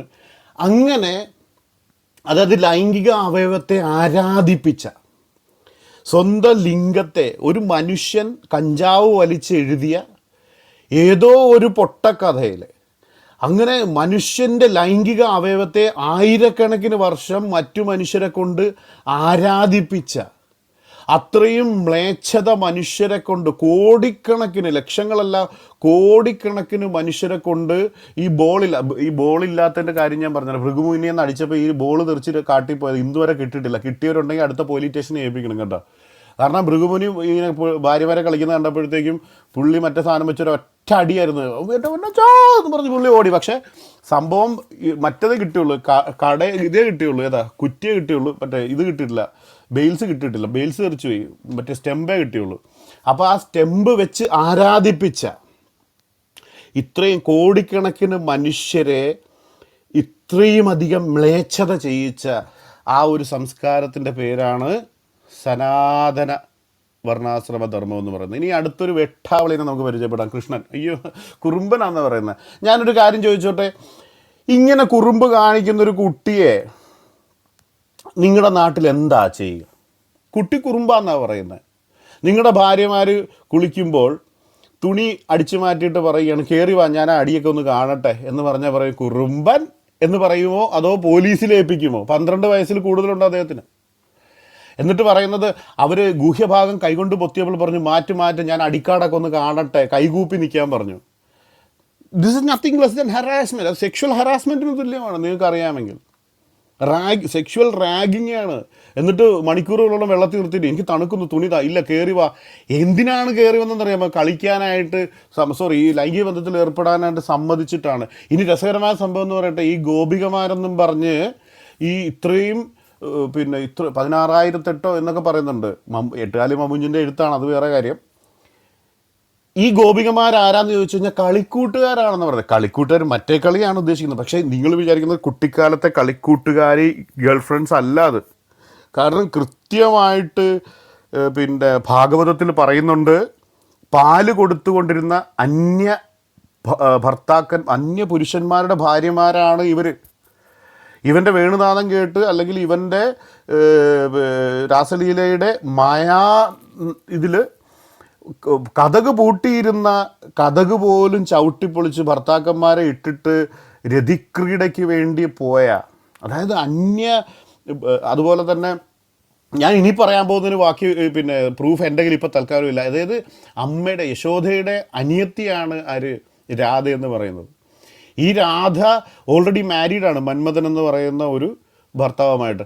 എന്നിട്ട് പോലും ആ സ്ത്രീയെ പോലും ഏറ്റവും ബെസ്റ്റ് ഗേൾ ഫ്രണ്ടായിട്ട്, അതല്ല മറ്റേ സിനിമയിൽ പറയാം ഗോപിക താരഹെ ചാന്ദ് ഹെ രാധ. അതായത് ബാക്കിയുള്ളൊരു നക്ഷത്രങ്ങളാണെങ്കിൽ എനിക്ക് ചന്ദ്രനെ പോലെയാണ് ഏറ്റവും ഇമ്പോർട്ടൻ്റ് ആയിട്ടുള്ള ഗേൾ ഫ്രണ്ട് ഈ പുള്ളിക്കാരിയാണെന്ന് പറഞ്ഞ് സ്വന്തം അമ്മയുടെ അനിയത്തിയാണെന്ന് ഓർക്കണം. കുഞ്ഞമ്മയെ കളിച്ച, അങ്ങനെ ഒരു മാതൃക തന്ന ഒരു പിന്നെ ദൈവം ഏറ്റവും കൂടുതൽ ആരാധിക്കപ്പെടുകയും ആ ദൈവത്തിൻ്റെ ചിഹ്നങ്ങൾ എല്ലായിടത്തും വരച്ചുകൊണ്ട് നടക്കുകയും നമ്മൾ ഇട്ടിരിക്കുന്ന പലരുടെയും DP-യിൽ അതുണ്ട്. അങ്ങനെ സ്വന്തം കുഞ്ഞമ്മയെ കളിച്ച കൃഷ്ണനെ ആരാധിക്കുന്ന, ദൈവമായിട്ട് കരുതുന്ന, അതുപോലെ തന്നെ അത്രയും മ്ലേച്ഛത ശിരസിലേറ്റിക്കൊണ്ട് നടന്നിട്ട് അതൊരു അലങ്കാരമായിട്ട് നടക്കുവാൻ മനുഷ്യരെ പഠിപ്പിച്ച ആ ഒരു സമൂഹത്തിൻ്റെ ആ ഒരു വ്യവസ്ഥയുടെ പേരാണ് സനാതന വർണ്ണാശ്രമ ധർമ്മം എന്ന് പറയുന്നത്.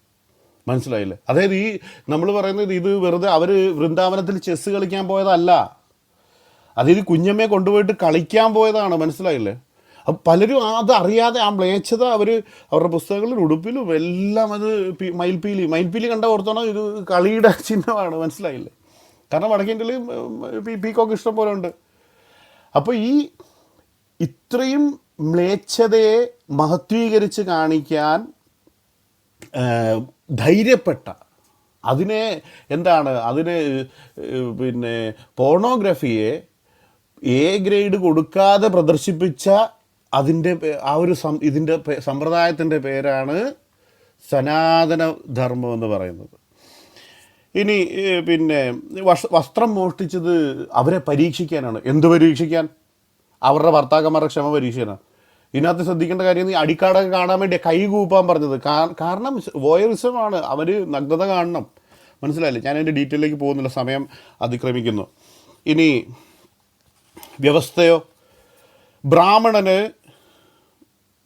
പിന്നെ സ്വന്തം മകളെ കൂട്ടിക്കൊടുത്താൽ, ഇത് ദേവി ഭാഗവതത്തിലും മഹാഭാരതത്തിലും ഉണ്ട്, ബ്രാഹ്മണന് സ്വന്തം മകളെ കൂട്ടിക്കൊടുത്താൽ പിന്നെ മേനകയുമായി സ്വർഗത്തിൽ രമിക്കാം. അതായത് 1000 ബ്രഹ്മവർഷം അല്ലെ 10,000 ബ്രഹ്മവർഷം സ്വർഗവേശ്യകളുമായി, അല്ലെങ്കിൽ 1000 ബ്രഹ്മവർഷം മേനകയുമായി സ്വർഗവേശ്യയുമായി കളിക്കാമെന്ന് പഠിപ്പിച്ച, അങ്ങനെ അനേക ആളുകളെ പറ്റിച്ച, തീഴാളന്മാരുടെ മക്കളെ ഭോഗിച്ച, അങ്ങനെ പറ്റിച്ച് അവരുടെ ലൈംഗികതയെ കവർന്ന വ്യവസ്ഥയുടെ പേരാണ് സനാതന ധർമ്മം എന്ന് പറയുന്നത്. ഇതിൻ്റെ എക്സാമ്പിൾസൊക്കെ ഇഷ്ടംപോലെ നിങ്ങൾക്ക് കിട്ടും. അങ്ങനെ ബ്രാഹ്മണന് മകളെ കൂട്ടിക്കൊടുത്തുണ്ടോ എന്ന് നിങ്ങൾ സെർച്ച് ചെയ്ത് നോക്കിയാൽ മതി, നിങ്ങൾക്ക് കിട്ടും, വായിച്ച് രസിക്കാം.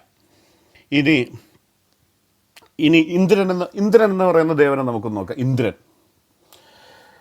ഇന്ദ്രൻ പിന്നെ നമ്മൾ വായിച്ച്, അതായത് ഇന്ദ്രൻ ഒരു ജോണി സിൻസിനെ പോലെ വലിയ കളിക്കാരനായിട്ടാണ് പറഞ്ഞിരിക്കുന്നത്. വലിയ രീതിയിൽ അവൻ്റെ ലിംഗം മുട്ടറ്റുകൊണ്ട് രോമം ഇങ്ങനെ ചുരുണ്ടിരിക്കുക എന്നൊക്കെ പറഞ്ഞ് ആ മ്ലേച്ഛതയെ മത്തീകരിച്ച് വെച്ചിരിക്കുകയാണ്. ഇതിനകത്ത് രസകരമായ സംഭവം എന്ന് പറഞ്ഞാൽ, ഇന്ദ്രൻ ഒരിക്കൽ ഗൗതമ മഹർഷിയുടെ ഭാര്യയായ അഹല്യയെ കളിക്കാൻ വേണ്ടി ഇയാളുടെ ആശ്രമത്തിൽ വരുന്നുണ്ട്. അപ്പോൾ അയാളും പൊട്ടൻ ഇയാളും പൊട്ടനാണ്. ഇന്ദ്രൻ കോഴിയുടെ സൗണ്ട് ഉണ്ടാക്കി കൂവുന്നുണ്ട്, കൊക്കരക്കോ. അപ്പോൾ ഇത് രാത്രിയായിരുന്നു. അപ്പോൾ നേരം വെളുത്തെന്ന് വിചാരിച്ച് ഇയാൾ സ്നാനത്തിനായിട്ട് എന്ത് ചെയ്യുന്നു? പുറത്തേക്ക് പോകുന്നു.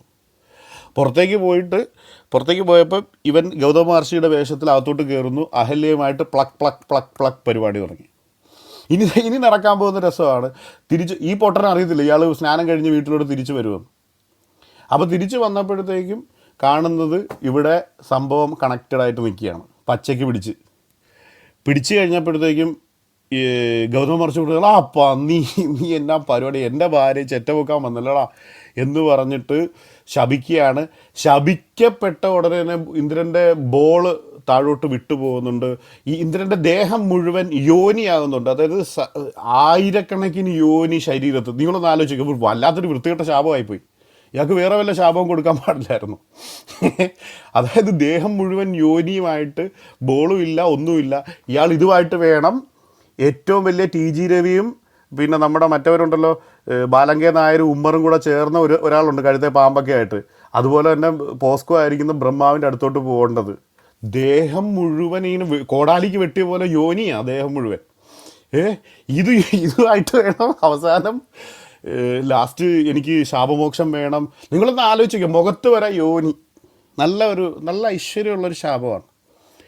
അവസാനം പുള്ളി പറഞ്ഞ ഒരു പണി, ഒരു ആടിൻ്റെ തൂക്ക്, മറ്റേ എൻ്റെ പേരിൻ്റെ ബോൾ സെറ്റൊക്കെ ഫിറ്റ് ചെയ്ത് പുള്ളിയുടെ പിന്നെ പറഞ്ഞ് ഇത് യോനിയായിട്ട് പോകാൻ പറ്റത്തില്ല, കാരണം എൻ്റെ കൂട്ടുകാരും ശരിയല്ല എന്ന് പറഞ്ഞത് കൊണ്ട് അവസാനം ഈ യോനി ലാസ്റ്റ് പുള്ളി ഒരു സെറ്റിൽമെൻറ്റിലെത്തി ഒരു കണ്ണൊക്കെ ആക്കി കൊടുക്കുന്നുണ്ട് ഭാഗ്യത്തിന്. അല്ലെങ്കിൽ പിന്നെ ഈ പുള്ളിയുടെ കാര്യം, പുള്ളി കിടന്ന് ഉറങ്ങാൻ പറ്റത്തില്ല. എങ്ങോട്ട് തിരിഞ്ഞാലും പുള്ളിക്ക് സാധനം നീട്ടിക്കൊണ്ട് ഈ ദേവന്മാർ പുറകെ വന്നേനെ, മറ്റേ മൈക്ക് നീട്ടുന്ന പോലെ സാധനം നീട്ടിക്കൊണ്ട് വന്നേനെ. അപ്പോൾ ഇങ്ങനെയുള്ള കഥകൾ നിറച്ചുകൊണ്ട് എല്ലാവിധ മ്ലേച്ഛതയും കുത്തി നിറച്ചിട്ട് ഇത് ദൈവദത്തമായ ഒരു പുസ്തകമാണെന്ന് പറഞ്ഞ് ഇതിൻ്റെ അടിസ്ഥാനത്തിൽ മനുഷ്യരെ വാണിജ്യവൽക്കരിച്ച മനുഷ്യരെ പലതായിട്ട് തിരിച്ച് ഈ പുസ്തകം മതിയായിരുന്നു പറ്റിക്കാൻ. വിദ്യാഭ്യാസമില്ലാത്ത സമയത്ത് ഈ പുസ്തകങ്ങൾ മതി മനുഷ്യനെ പറ്റിക്കാൻ. അങ്ങനെ വെച്ച ഒരു പിന്നെ സംസ്കാരത്തിൻ്റെ പേരാണ് സനാതന ധർമ്മം എന്ന് പറയുന്നത്. ഇനി ശിവനിലേക്ക് നമുക്ക് പോവാം. ശിവൻ ആള് പിന്നെ എപ്പോഴും കഞ്ചാവാണ്, ശിവമൂലി എപ്പോഴും കഞ്ചാവ് വലിച്ച് നടക്കുക, പുള്ളിക്ക് ബോധമില്ല, വലിച്ച് കിളിപോയി നടക്കുക സാറേ. അപ്പോൾ ഈ പിന്നെ ഇയാൾ പാർവതി ഒരിക്കൽ ഇയാൾ അറിയാതൊരു കുട്ടിയെ ഉണ്ടാക്കി, അത് പുറത്ത് പോയി ഉണ്ടാക്കിയത് അത് വേറെ കാര്യം, പിന്നെ അഴുക്ക് വെച്ചുണ്ടാക്കിയെന്നൊക്കെ പറയുന്നുണ്ട്. ഗണപതിയെ ഉണ്ടാക്കുന്നുണ്ട്. അപ്പോൾ ഈ ഗണപതി ആരാന്ന് ശിവൻ അറിയത്തില്ല, സ്വന്തം മകനാണെന്ന് അറിയത്തില്ല. അപ്പോൾ ശിവൻ ഇതെല്ലാം കഴിഞ്ഞ് പാർവതിയെ കാണാൻ വരുമ്പം പാർവതി കുളിക്കാൻ പോയി ഗണപതിയുടെ അടുത്ത് പറയുന്നത് നോക്കിക്കോണേ, ആരെങ്കിലും വരികയാണെങ്കിൽ കടത്തി വിടരുതെന്ന് പറയുന്നുണ്ട്. ഒന്ന് ആലോചിച്ച് നോക്കണം, ഒരു കുട്ടിയാണ്, ആ കുട്ടിയെ ശിവൻ്റെ ഈഗോ ക്ലാഷ് ആകുന്നു, അവർ തമ്മിൽ യുദ്ധമാകുന്നു. ശിവൻ എന്ത് ചെയ്യാണ്, തൻ്റെ കയ്യിലുള്ള കോടാലി എടുത്തിട്ട് ഈ ചെറുക്കൻ്റെ, അതായത് കുട്ടികളെ പെടലി നോക്കി ഒരു പിന്നെ വാഗ്വാദത്തിൻ്റെ പേരിൽ വെട്ടുന്ന ഒരു ദൈവത്തെ ചിത്രീകരിച്ചിരിക്കുന്ന പുസ്തകങ്ങളുള്ള സമ്പ്രദായത്തിൻ്റെ പേരാണ് സനാതനധർമ്മം. ഒരു കുഞ്ഞിൻ്റെ കഴുത്ത് നോക്കി വെട്ടാൻ മടിക്കാത്ത, അതാരാണെന്ന് പോലും അറിയത്തില്ല, ആരാണെങ്കിലും ഒരു കുഞ്ഞിൻ്റെ കഴുത്ത് നോക്കി വെട്ടുന്ന ഒരു ദൈവമുള്ള, അതായത് ക്രൂരതയുടെ പര്യായമായിരിക്കുന്ന, കഞ്ചാവ് വലിച്ച് യാതൊരു ബോധവുമില്ലാതെ നടക്കുന്ന ഒരു ദൈവത്തെ പിന്നെ ഏറ്റവും ശക്തനായ ദൈവമായിട്ട് കാണിക്കുകയും കയ്യിൽ ടാറ്റു, പുസ്തകത്തിൽ ഇത് മറ്റത് മറിച്ചത്, അതിൻ്റെ പേരിൽ തൂറാട്ടെന്നും പറഞ്ഞ് പ്രയാഗ്രാജിൽ പോയിട്ട് ഒരു നാട് മൊത്തം തൂറി നാറ്റിക്കുന്ന സമ്പ്രദായത്തിൻ്റെ പേരാണ് സനാതനധർമ്മം എന്ന് പറയുന്നത്. ഇനി ആ തല വെട്ടി മാറ്റി, ഓക്കെ ശരി സമ്മതിച്ചു, അബദ്ധം പറ്റി, പുള്ളിക്ക് വിവരമില്ല, കഞ്ചാവാണ്, സമ്മതിച്ചു. അതിനിടയിൽ വേറൊരു പരിപാടി നടക്കുന്നുണ്ട്. അതായത് ഈ തല വെട്ടി മാറ്റിയെങ്കിൽ അയ്യോ ഇതെൻ്റെ മോനാണ്, നിങ്ങളുടെ തല എന്ത് ചെയ്ത്, ഈ കൊച്ചിൻ്റെ തല എന്ത് ചെയ്തെന്ന് പറഞ്ഞ് തപ്പി വന്നപ്പോഴത്തേക്കും നമ്മൾ നേരത്തെ ഞാൻ പറഞ്ഞത് ഈ മോളെ പീഡിപ്പിച്ചതിന് ശിവൻ തല മറ്റേ ഒന്നാമത്തെ CCTV വെട്ടി മാറ്റിയായിരുന്നല്ലോ, അയാൾ നൈസായിട്ട് ഇതിനിടയിൽ ഒരു പണി കൊടുക്കുന്നുണ്ട്. ആനയുടെ തല കൊണ്ടുപോയി, എൻ്റെ സൗണ്ട് കേൾക്കുന്നുണ്ടോ? ഇതൊന്ന് സ്ലോ ആയല്ലോ. ഓക്കെ. അപ്പോൾ ഈ ആനയുടെ തല വേറെ, അതായത് നിങ്ങളൊന്ന് ആലോചിക്കും, തല തിരിച്ചു വെക്കാൻ പറ്റുമെങ്കിൽ ആ ഒറിജിനൽ തല എവിടെയെന്ന് ചോദിച്ചു കഴിഞ്ഞാൽ ഉത്തരമില്ലാത്ത ആളുകളുള്ള ഒരു കൂട്ടത്തിൻ്റെ പേരാണ് സനാതന. അങ്ങനെ ആനത്തല വെച്ച് അഡ്ജസ്റ്റ് ചെയ്ത് കൊടുത്തു. കാരണം മറ്റേ അന്ന് ഒരു തല വെട്ടിയില്ലേ, അതിനൊരു പടി കൊടുത്തു, ചെറിയൊരു ആന വെച്ചിട്ട് പിന്നെ ആനത്തല വെച്ചുകൊണ്ട് നടക്കേണ്ടി വന്ന ഗതികേടുള്ള ദൈവങ്ങളുള്ള സമ്പ്രദായത്തിൻ്റെ പേരാണ് സനാതനധർമ്മം എന്ന് പറയുന്നത്. പിന്നെ ഞാൻ മാറ്റിയൊരു DP ഉണ്ടല്ലോ, അത് സ്കന്ദപുരാണത്തിലുള്ളതാണ്. ഇവർക്കൊക്കെ ഞാൻ പറഞ്ഞില്ലേ 1000 വർഷമൊക്കെ പ്ലക്ക് കളി എന്ന് പറയുന്നത്. ഈ പ്ലക്ക് കളി കളിച്ചിട്ട് പിന്നെ ഇതിൻ്റെ കഥയെന്ന് പറയുന്നത് ഈ പിന്നെ വനത്തിൻ്റെ നടുക്ക് കിടന്ന് 1000-2000 വർഷമൊക്കെയാണ് പ്ലക്ക് പാർവതിയായിട്ട് നമ്മുടെ അതിൻ്റെ പേരിന് ശിവൻ കിടന്ന് കളിക്കുന്നത്. അപ്പോൾ ഇതെല്ലാം കൂടെ കളിച്ച് ലാസ്റ്റ് ഈ ഭൂമി കിടന്നിട്ട് പറഞ്ഞ് എൻ്റെ നടുവുളുക്കുന്നു, നിങ്ങൾ ആരെങ്കിലും ചെന്ന് പുള്ളിയെടുത്ത് തടയണമെന്ന് പറഞ്ഞു. അപ്പോൾ അഗ്നിദേവനും മറ്റവരൊക്കെ ചെന്നിട്ട് പറഞ്ഞു നിങ്ങൾ എന്തായി കാണിക്കുന്നത്, ഭൂമിയുടെ പുറത്ത് കിടന്ന ഈ ഭൂമി ദേവിയാണ് പുള്ളിക്കാരി, നിങ്ങൾ പ്ലക്ക് ചെയ്തോ, പക്ഷേ പുള്ളിക്കാരി എന്ത് പിഴച്ചു, പുള്ളിക്കാരിയുടെ പുറത്തുനിന്ന് മാറി എങ്ങോട്ടെങ്കിലും പോ എന്ന് പറഞ്ഞു. അപ്പോഴത്തേക്കും പുള്ളിക്കാരൻ ക്ലൈമാക്സ് ആയിരിക്കുമായിരുന്നു, അഗ്നിദേവൻ ചെന്ന് വായും വെച്ച് കൊടുത്തു, അഗ്നിദേവൻ്റെ വായിലോട്ട് വെച്ച് കൊടുത്തു. അപ്പോൾ അതിൻ്റെ DP ആണ് ഞാൻ ഇട്ടത്. അത് ഒരു പിക്ചർ എന്ന് പറഞ്ഞാൽ പെട്ടെന്ന് മനസ്സിലാവില്ലെന്ന് വിചാരിച്ചാണ് ഞാൻ DP ഇട്ടത്. അത് പോട്ടെ, അത് സ്കന്ദപുരാണത്തിലുണ്ട്. അതായത് ലൈംഗികത എന്ന് പറയുന്നതിനെ ഏറ്റവും മോശകരമായിട്ട് കാണിച്ചിരിക്കുന്ന, ഇങ്ങനെ ഒരു സ്വന്തം ശുക്ലം പിന്നെ മറ്റൊരു ദൈവത്തിൻ്റെ വായിലോട്ട് അറിയാതെ വെച്ച് കൊടുക്കുന്ന ദൈവങ്ങളുള്ള, യാതൊരു ബോധവും പൊക്കാണോ ഇല്ലാത്ത ദൈവങ്ങളെന്ന് അവർ തന്നെ കുത്തിക്കുറിച്ച് വെച്ചിരിക്കുന്ന ഏതോ ഒരു ഭ്രാന്തൻ്റെ ജൽപ്പനങ്ങൾ പോലെ ഇത് എഴുതി കുറിച്ച് വെച്ചിരിക്കുന്ന മഹാപൊട്ടത്തരങ്ങളും അതിമ്ലേച്ഛതകളും ക്രൂരതകളും തിക്കി നിറച്ച് വെച്ചിരിക്കുന്ന ഗ്രന്ഥങ്ങളുടെ അടിസ്ഥാനത്തിൽ പിന്നെ മുന്നോട്ട് പോകുന്ന ആ ദൈവങ്ങളെ ആരാധിക്കുന്ന സമുദായത്തിൻ്റെ പേരാണ് സനാതനധർമ്മം എന്ന് പറയുന്നത്. ഇനി ഈ ഈ ഈ ഈ പുസ്തകങ്ങൾ വായിക്കുന്നത് നിങ്ങൾ സീക്രട്ടായിട്ട് വേണം. കാരണം ഇതിനകത്ത് സാമാനം പൊഴുങ്ങി വെച്ചിരിക്കുക. അതുകൊണ്ട് നിങ്ങൾ ശുദ്രനെ ഇത് കേൾപ്പിക്കരുത്. വൈശ്യനും ശുദ്രനും ഇത് വായിക്കുന്നത് പോലും കേൾക്കരുത്. കാരണം ഇതിനകത്ത് ആന പൊഴുങ്ങി വെച്ചിരിക്കുകയാണ്. ഇങ്ങനത്തെ പൊട്ട കഥകളും മ്ലേച്ഛതകളും കുത്തി നിറച്ച് വെച്ചിരിക്കുകയാണെങ്കിലും ഇത് ഓതുന്നത് പോലും കേൾക്കാനുള്ള യോഗ്യത ആർക്കില്ല? ശുദ്രനില്ല. അഥവാ കേട്ട് കഴിഞ്ഞാൽ എന്തു ചെയ്യും? അവൻ്റെ ചെവിയിൽ ഈയമൊരുക്കി ഒഴിക്കണമെന്നാണ് പറഞ്ഞിരിക്കുന്നത്. അപ്പോൾ പറയും മനുസ്മൃതി ഞങ്ങൾ എടുക്കുന്നില്ല. പിന്നെ എന്തെടുക്കുന്നുണ്ട്? ഞങ്ങളൊന്നും എടുക്കുന്നില്ല. ഇപ്പോൾ കുറച്ച് പേര് പറയുന്നത് ഞങ്ങൾ പതാഞ്ജലി മാത്രമേ എടുക്കുന്നുള്ളൂ, അതുപോലെ തന്നെ തിരുക്കുറൽ മാത്രമേ എടുക്കുന്നുള്ളൂ. അപ്പോൾ ശിവനൊക്കെ എവിടെ? ഇത്രയും മോശപ്പെട്ട ദൈവത്തെ പറയാൻ പറ്റുന്നില്ലെങ്കിൽ എന്തിനാടെ കഷ്ടപ്പെട്ട് നീ സനാതനിയാണെന്നും പറഞ്ഞ് നടക്കുന്നത്? ഓക്കെ, ഞാനതിലേക്ക് പോകുന്നില്ല. ഞാൻ പറയുന്നത്, അതായത് ഈ വേദങ്ങൾ മാത്രമല്ല, യാതൊരുവിധ ജ്ഞാനവും ആർജിക്കുവാൻ കീഴാളന്മാർക്ക് ഒരു അനുവാദവും കൊടുക്കാത്ത മതത്തിൻ്റെ പേരാണ്, വ്യവസ്ഥയുടെ പേരാണ്, സംസ്കാരത്തിൻ്റെ പേരാണ് ഹൈന്ദവത അഥവാ സനാതനധർമ്മം എന്ന് പറയുന്നത്. ഇനി ഇതെവിടെയൊക്കെ പറഞ്ഞിട്ടുണ്ട്? ഗൗതമ ധർമ്മസൂത്രം, പിന്നെ മനുസ്മൃതിയിൽ പറഞ്ഞിരിക്കുന്നു. സ്മൃതിയിലും എല്ലാം പറഞ്ഞിരിക്കുന്നത് കീഴാളന്മാരെ ഉപദ്രവിക്കുന്നതും ഉപയോഗിക്കുന്നതും അവരെ അടിച്ചമർത്തുന്നതുമായിട്ടുള്ള കാര്യങ്ങൾ മാത്രമാണ്. മനസ്സിലായില്ലേ? ഇനി ഞാൻ ഇന്ദ്രൻ്റെ കാര്യം പറഞ്ഞുകൊണ്ട് ഞാൻ അത് പോകുന്നില്ല. ഋഗ്വേദത്തിലുണ്ട് ഇന്ദ്രനെ ഒരു പിന്നെ വലിയൊരു കളിക്കാരനായിട്ടാണ് പറഞ്ഞിരിക്കുന്നത്. ഞാൻ പറഞ്ഞ് അത് വേണമെങ്കിൽ ഞാൻ വായിച്ച് കേൾപ്പിക്കാം. ലിംഗം നീണ്ടു കിടക്കുന്നു, അത് കിടക്കുന്നു. അതൊക്കെ അന്ന് നല്ലൊരു കാര്യമായിരുന്നു. ഇന്ന് വായിക്കുമ്പോൾ അവർക്ക് ഈ പുസ്തകം തള്ളേണ്ട ഗതികേടിലേക്കാണ് വന്നിരിക്കുന്നത്. ഇനി ഋഗ്വേദത്തിൽ പറഞ്ഞിരിക്കുന്നത് ശൂദ്രൻ്റെ വീട്ടിൽ ബ്രാഹ്മണൻ കയറിയാൽ ശൂദ്രൻ മാറിക്കൊടുക്കണമെന്നാണ് പറഞ്ഞിരിക്കുന്നത്. അതായത് മനുഷ്യരെ നാലായിട്ട് തിരിച്ചിട്ട് അവരുടെ ദാമ്പത്യ ജീവിതം പോലും മറ്റ് മനുഷ്യരുടെ ജന്മം കൊണ്ട് അവരുടെ എക്സ്ട്രീം പ്രൈവസി ആയിരിക്കുന്ന ദാമ്പത്യം പോലും മറ്റ് മേലാളന്മാരായിരിക്കുന്നവർക്ക് കാഴ്ച വെക്കണമെന്ന് അനുശാസിക്കുന്ന മത പിന്നെ പുസ്തകമുള്ളതിൻ്റെ ഈ അനുശാസനം ഉള്ള കൽപ്പനകളുള്ള ഋഗ്വേദത്തിലുണ്ട്. ഞാൻ വേണമെങ്കിൽ കാണിച്ചു തരാം, മറ്റ് സ്ഥലങ്ങളിലുണ്ട്. അപ്പോൾ അങ്ങനെ മനുഷ്യൻ്റെ ഒരു സ്ഥലത്ത് ജനിച്ചു പോയതിൻ്റെ പേരിൽ, അതിൻ്റെ പേരിൽ മനുഷ്യൻ്റെ എല്ലാവിധ അവൻ്റെ ജീവനും അവൻ്റെ ദാമ്പത്യവും അവൻ്റെ എക്സ്ട്രീം പ്രൈസും അവൻ സ്നേഹിക്കുന്ന പെണ്ണിനെയും മകളെയും ഒക്കെ കവർന്നെടുക്കാൻ അനുവദിക്കുന്ന ഈ വ്യവസ്ഥയുടെ പേരാണ് സനാതനധർമ്മം എന്ന് പറയുന്നത്. ഇനി ഞാൻ വേറൊരു കാര്യത്തിലേക്ക് കിടക്കാം. അശ്വമേധം, രാമനിലേക്ക് ഞാൻ വരികയാണ്. അതിനു മുമ്പ് ഇത് പറയണം. അശ്വമേധം എന്ന് പറയുന്ന, അപ്പോൾ ശുക്ല യജുർവേദത്തിലാണ് ഇത് പറഞ്ഞിരിക്കുന്നത്. അശ്വമേധം എന്ന് പറഞ്ഞാൽ പുത്രകാംക്ഷി യാഗം എന്നാണ് ഇത് പറയുന്നത്. അശ്വമേധ യാഗം എന്ന് പറയുന്നത് ഒരു സിമ്പിളാണ്. രാജാവ് ഒരു രാജ്യത്ത് ഒരു കുതിര അഴിച്ചു വിടുന്നു. ഈ കുതിര എവിടെയൊക്കെ കറങ്ങുന്നു അതൊക്കെ രാജാവിൻ്റെ അധീശത്വത്തിലുള്ളതാണെന്ന് മനസ്സിലാക്കുന്നു.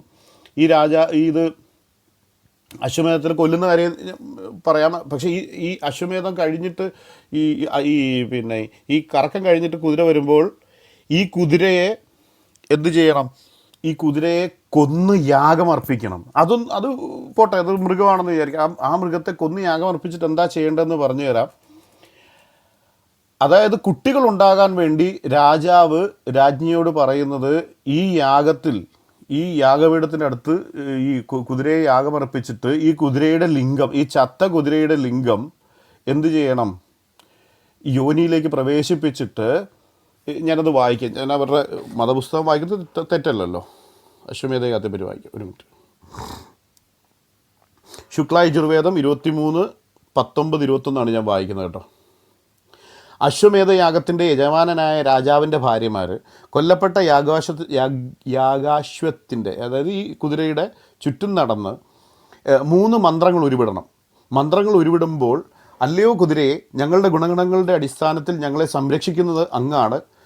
അങ്ങ് ഞങ്ങളുടെ സംരക്ഷകനും ഞങ്ങളുടെ സന്തോഷവുമാണ്. അല്ലയോ അശ്വമേ, അങ്ങ് ഞങ്ങളുടെ ഭർത്താവാണ് എന്ന് പറയണം. തുടർന്ന് കുതിരയെ പുരോഹിതൻ ശുദ്ധീകരിച്ച ശേഷം യജമാനൻ്റെ പ്രധാന ഭാര്യ, അതായത് പട്ടമഹിഷി, കുതിരയുടെ അടുത്ത് ഉറങ്ങാൻ കിടന്നുകൊണ്ട് പറയണം, അല്ലയോ അശ്വമേ, ഗർഭവതിയാകാൻ കഴിയുന്ന ശുക്ലം ഞാൻ പിഴിഞ്ഞെടുക്കാം. ഗർഭവതിയാകാൻ കഴിയുന്ന ശുക്ലം അങ്ങ് പുറത്ത് വിട്ടാലും. യജമാന പത്നിയും കുതിരയും പരസ്പരം ഇരുകാലുകളും അകത്തി വയ്ക്കണം. തുടർന്ന് അതായത് അശ്വമേധയാഗത്തിൻ്റെ പ്രധാന പുരോഹിതൻ ഹവനസ്ഥലം, അതായത് യാഗസ്ഥലം മറയ്ക്കാനും മൂടൽ ഉയർത്താനും കൽപ്പിക്കുന്നു. അത് മൂടി വയ്ക്കുന്ന, അത് പരിപാടി നടക്കുക. അതിനുശേഷം യജമാന പത്നി കുതിരയുടെ ലിംഗം തൻ്റെ യോനിയിൽ തള്ളി വെച്ച ശേഷം, ഇത് ശുക്ല യജുർവേദത്തിലെയാണ്, ഞാനല്ല പറയുന്നത്. അതിനുശേഷം യജമാന പത്നി കുതിരയുടെ ലിംഗം തൻ്റെ യോനിയിൽ തള്ളി വെച്ച ശേഷം പറയുന്നു, ഈ കുതിര എന്നിൽ ശുക്ലം മുക്തമാക്കിയെങ്കിൽ ഉടൻ യജമാനൻ കുതിരയോട് പ്രാർത്ഥിക്കേണ്ടത് ആരാ? ഈ ഭർത്താവ് ചത്ത കുതിരയുടെ ലിംഗം യോനിയിൽ കയറ്റി വെച്ചിട്ട് ഇങ്ങനെ പറയുന്ന സ്ത്രീയോട് അവിടെ യജമാനൻ കുതിരയോട് പറയണം, ചത്ത് കിടക്കുന്ന കുതിരയോട്, അല്ലയോ കുതിരയെ, അകത്ത് കയറിയ ശേഷം സ്ത്രീയെ സന്തോഷവതിയും ഊർജ്ജസ്വലയും ആക്കുന്ന അങ്ങയുടെ ലിംഗം വലുതാക്കി യോനിയിൽ കയറ്റി അങ്ങയുടെ ശുക്ലം എൻ്റെ ഭാര്യയുടെ ഗുദത്തിൻ്റെ മുകൾ ഭാഗം വരെ ചൊരിഞ്ഞാലും. വാവ്. അതായത് ഈ അശ്വമേധയാഗം ഇനി അപ്പോൾ ചോദിക്കും, ഇത് ആരാ ചെയ്തിട്ടുള്ളത്? ഞാൻ പറഞ്ഞുതരാം. ഇങ്ങനെ ജനിച്ചിട്ടുള്ള ഒരാളുടെ പേരുണ്ട്, നിങ്ങൾ കേട്ട് കാണും, രാമൻ എന്ന് പറയും. മനസ്സിലായില്ലേ? അതായത് രാമൻ്റെ അമ്മയായ കൗസല്യ, അതായത് അപ്പനായിരിക്കുന്ന ദശരഥൻ ഇങ്ങനെ ചെയ്തിട്ടാണ് രാമനും ഭരതനും ശത്രുഘ്നും ജനിക്കുന്നത്. ഞാൻ പറഞ്ഞ മനസ്സിലായോ? അതായത് മൃഗഭോഗത്തെ പ്രാർത്ഥനാരീതിയാക്കി മാറ്റിയ, മൃഗഭോഗമെന്ന മ്ലേച്ഛതയെ പ്രാർത്ഥനയുടെ ഭാഗമാക്കി, എന്നിട്ട് പറയുകയാണ് അതിൽ ജനിച്ച രാമൻ എന്താണ്, പിന്നെ പാവനരാമൻ എന്നാണ് പറയുന്നത്. എനിക്കതാണ് ഈ പാവനം എന്ന് പറഞ്ഞാൽ പരിശുദ്ധൻ എന്നാണ് അർത്ഥം. അങ്ങനെ മൃഗഭോഗത്തിൻ്റെ ഫലമായി ഉണ്ടാകിയ രാമനെക്കുറിച്ചാണ് പറയുന്നത്. പാവനരാമൻ എന്താണ് പറയുന്നത്? പരിശുദ്ധി എന്ന വാക്കിനൊക്കെ പുല്ല് വിലയാണ്. അതൊക്കെ ജനലിൽ കൂടെ തെറിച്ച് കാട്ടിൽ പോയി. ഓക്കെ. അതായത് മറ്റൊരു കാര്യം, ഹരിവംശ പുരാണത്തിൽ ഭവിഷ്യപർവത്തിൽ ചാപ്റ്റർ നമ്പർ 5 ആണ് കേട്ടോ. ജനമേജയൻ എന്ന് പറയുന്ന രാജാവ് സ്വന്തം ഭാര്യയ്ക്ക് വേണ്ടി അശ്വമേധയാഗം നടത്തുക. ഇപ്പം നിങ്ങൾക്ക് മനസ്സിലാക്കണം എന്താണ് അശ്വമേധയാഗം. ഇതൊക്കെ ഒരു ഇൻഫർമേഷനായിട്ട് എടുക്കുക. അപ്പോൾ ഈ അശ്വമേധയാഗം നടത്തിയിട്ടുള്ള ആരാണെന്ന് ഞാൻ പറഞ്ഞു. 1 ദശരഥൻ ചെയ്തിട്ടുണ്ട്. 2 ദശരഥൻ ആർക്ക് വേണ്ടി ചെയ്തിട്ടുള്ള, ഇത് എന്തിനാണ് ചെയ്യുന്നത്? കുട്ടികളില്ലാത്തപ്പോൾ. ആരാ ചെയ്യുന്നത്? രാജാവായിരിക്കും ചെയ്യുന്നത്. എങ്ങനെയാണ് ചെയ്യുന്നത്? ചത്ത കുതിരയുടെ ഇത് കൂടെ കിടത്തിയിട്ട് ഇങ്ങനെയുള്ള കാര്യങ്ങളൊക്കെ ചെയ്യണം എന്നാണ് പറഞ്ഞിരിക്കുന്നത്. അപ്പോൾ രാമൻ അങ്ങനെ ഉണ്ടാകുന്നത് കാരണം ദശരഥൻ കൗസല്യെ കൊണ്ട് അങ്ങനെ ചെയ്യിക്കുന്നുണ്ട്. ഇനി ജനമേജയൻ എന്ന് പറയുന്ന ഒരു രാജാവ്, വഭിഭഷ്ട എന്ന കാണാണ് ആ ഭാര്യയുടെ പേര്, ഞാനത് ഓർക്കുന്നില്ല, പക്ഷേ ഇതുണ്ട്. ഇതിൻ്റെ റെഫറൻസ് ഹരിവംശപുരാണ്, ഭവിഷ്യപർവം 5-ാം അധ്യായം. ജനമേജയൻ രാജാവ് എന്ത് ചെയ്തു? പിന്നെ ഇതുപോലെ കുതിരയെ കൊന്ന് ഭാര്യയെ കൊണ്ട് കുതിരയുടെ ലിംഗം അകത്ത് കയറ്റി കിടത്തുന്ന സമയത്ത് സാധാരണഗതിയിൽ ചത്ത കുതിരയുടെ ലിംഗം അനങ്ങത്തില്ല. പക്ഷേ പിന്നെ കാരണം തല വെട്ടി മാറ്റിയിരിക്കുന്ന കുതിരയാണെന്ന് ഓർക്കണേ. പക്ഷെ ഒരു സമയം നോക്കാൻ നേരം ഈ പെണ്ണ് പറയുന്നത് കുതിരയുടെ ലിംഗം അനങ്ങുന്നുണ്ട്, കുതിര ഭോഗിക്കാൻ തുടങ്ങി, കുതിര കിടന്ന് കുതിരയുടെ നടുവിടന്ന് ഇളകാൻ തുടങ്ങി, കുതിര ഭോഗിക്കാൻ തുടങ്ങിയെന്ന്. അപ്പോൾ എന്താ സംഭവം എന്ന് പറഞ്ഞു കഴിഞ്ഞാൽ, അത് നമ്മൾ നേരത്തെ പറഞ്ഞൊരു വേട്ടാവളിയനുണ്ടല്ലോ, നമ്മുടെ ഇന്ദ്രൻ. ഈ ഇന്ദ്രൻ ഈ കുതിരയ്ക്കകത്ത് കയറി പരിപാടി നടത്തുക എന്നാണ് ആ പുസ്തകത്തിൽ എഴുതിയിരിക്കുന്നത്. അതായത് ഒരു രാജ്ഞിയെ ഭോഗിക്കാൻ, അതായത് ഇന്ദ്രൻ പല രീതിയിൽ നമ്മൾ കണ്ടു.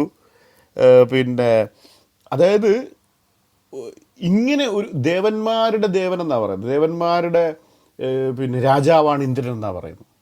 ആ ദേവന്മാരുടെ നേതാവ് എന്താ ചെയ്യുന്നത്? ഈ കുതിരയ്ക്കകത്ത് കയറിയിട്ട് അവർ കുട്ടികളുണ്ടാകാൻ ചെയ്ത സ്ഥലത്ത് ഇണക്കത്തിൽ ഒരു പരിപാടി. അങ്ങനെ ഒരു ദൈവത്തെ, പിന്നെ എല്ലാം ദേവന്മാരാണെന്ന് പറയുന്നത്. 30 കോടി ദൈവങ്ങളിൽ ഒരു പൊൻതൂവലാണ് ഈ വെട്ടാവളിയൻ. അപ്പോൾ ഈ എന്ത് ചെയ്യുന്നു ഇദ്ദേഹം? ആ കുതിരയ്ക്കുള്ളിൽ സാധാരണ അവർ സത്യം പറഞ്ഞാൽ ഇത് തമാശ പോലെ ഈ യജ്ഞമൊക്കെ ചെയ്യുന്നത്. അവർക്കറിയാം കുട്ടികളുണ്ടാകത്തില്ല. കാരണം ഈ കുതിരയാണെന്ന് പറഞ്ഞിട്ട് പിന്നെ പുറത്തെങ്ങനെ പോയിട്ട് ഗർഭം ഉണ്ടായിട്ടാണ് സാധാരണ വരുന്നത്, അത് വേറെ കാര്യം.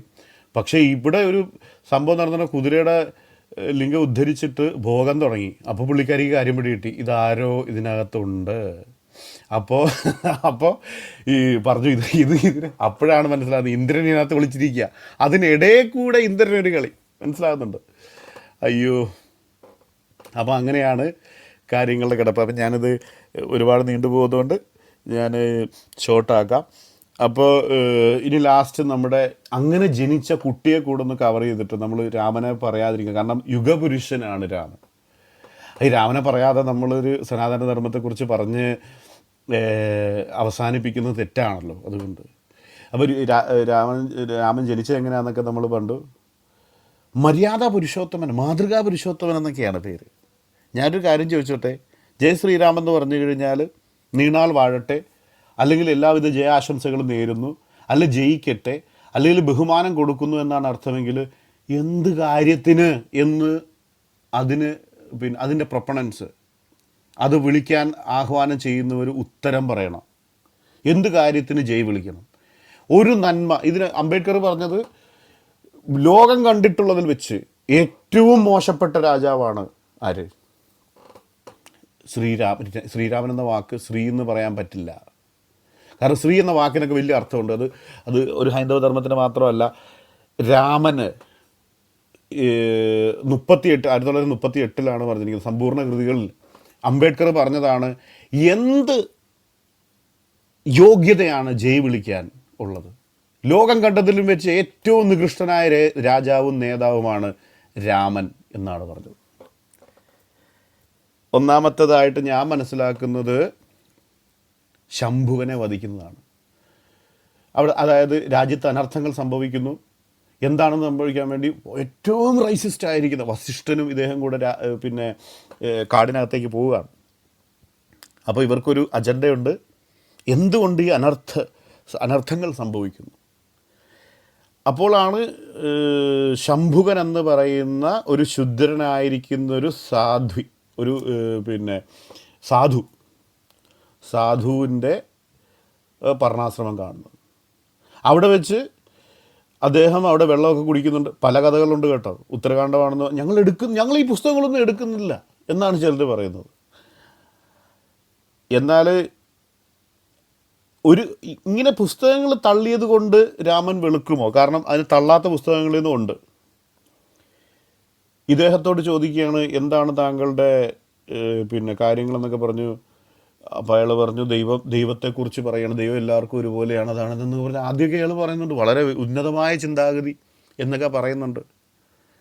പക്ഷെ കുറച്ച് കഴിഞ്ഞപ്പോഴത്തേക്കും ചോദിക്കുകയാണ്, താങ്കൾ ഏത് പിന്നെ വർണ്ണമാണെന്നൊക്കെ ചോദിച്ചതിൻ്റെ ഭാഗമായിട്ട് അദ്ദേഹം പറയുകയാണ്, പ്രഭു അദ്ദേഹത്തിൻ്റെ രാമനാണ്, രാജ്യം ഭരിക്കുന്ന ആളാണെന്നൊക്കെ കൃത്യമായിട്ട് അറിയാം.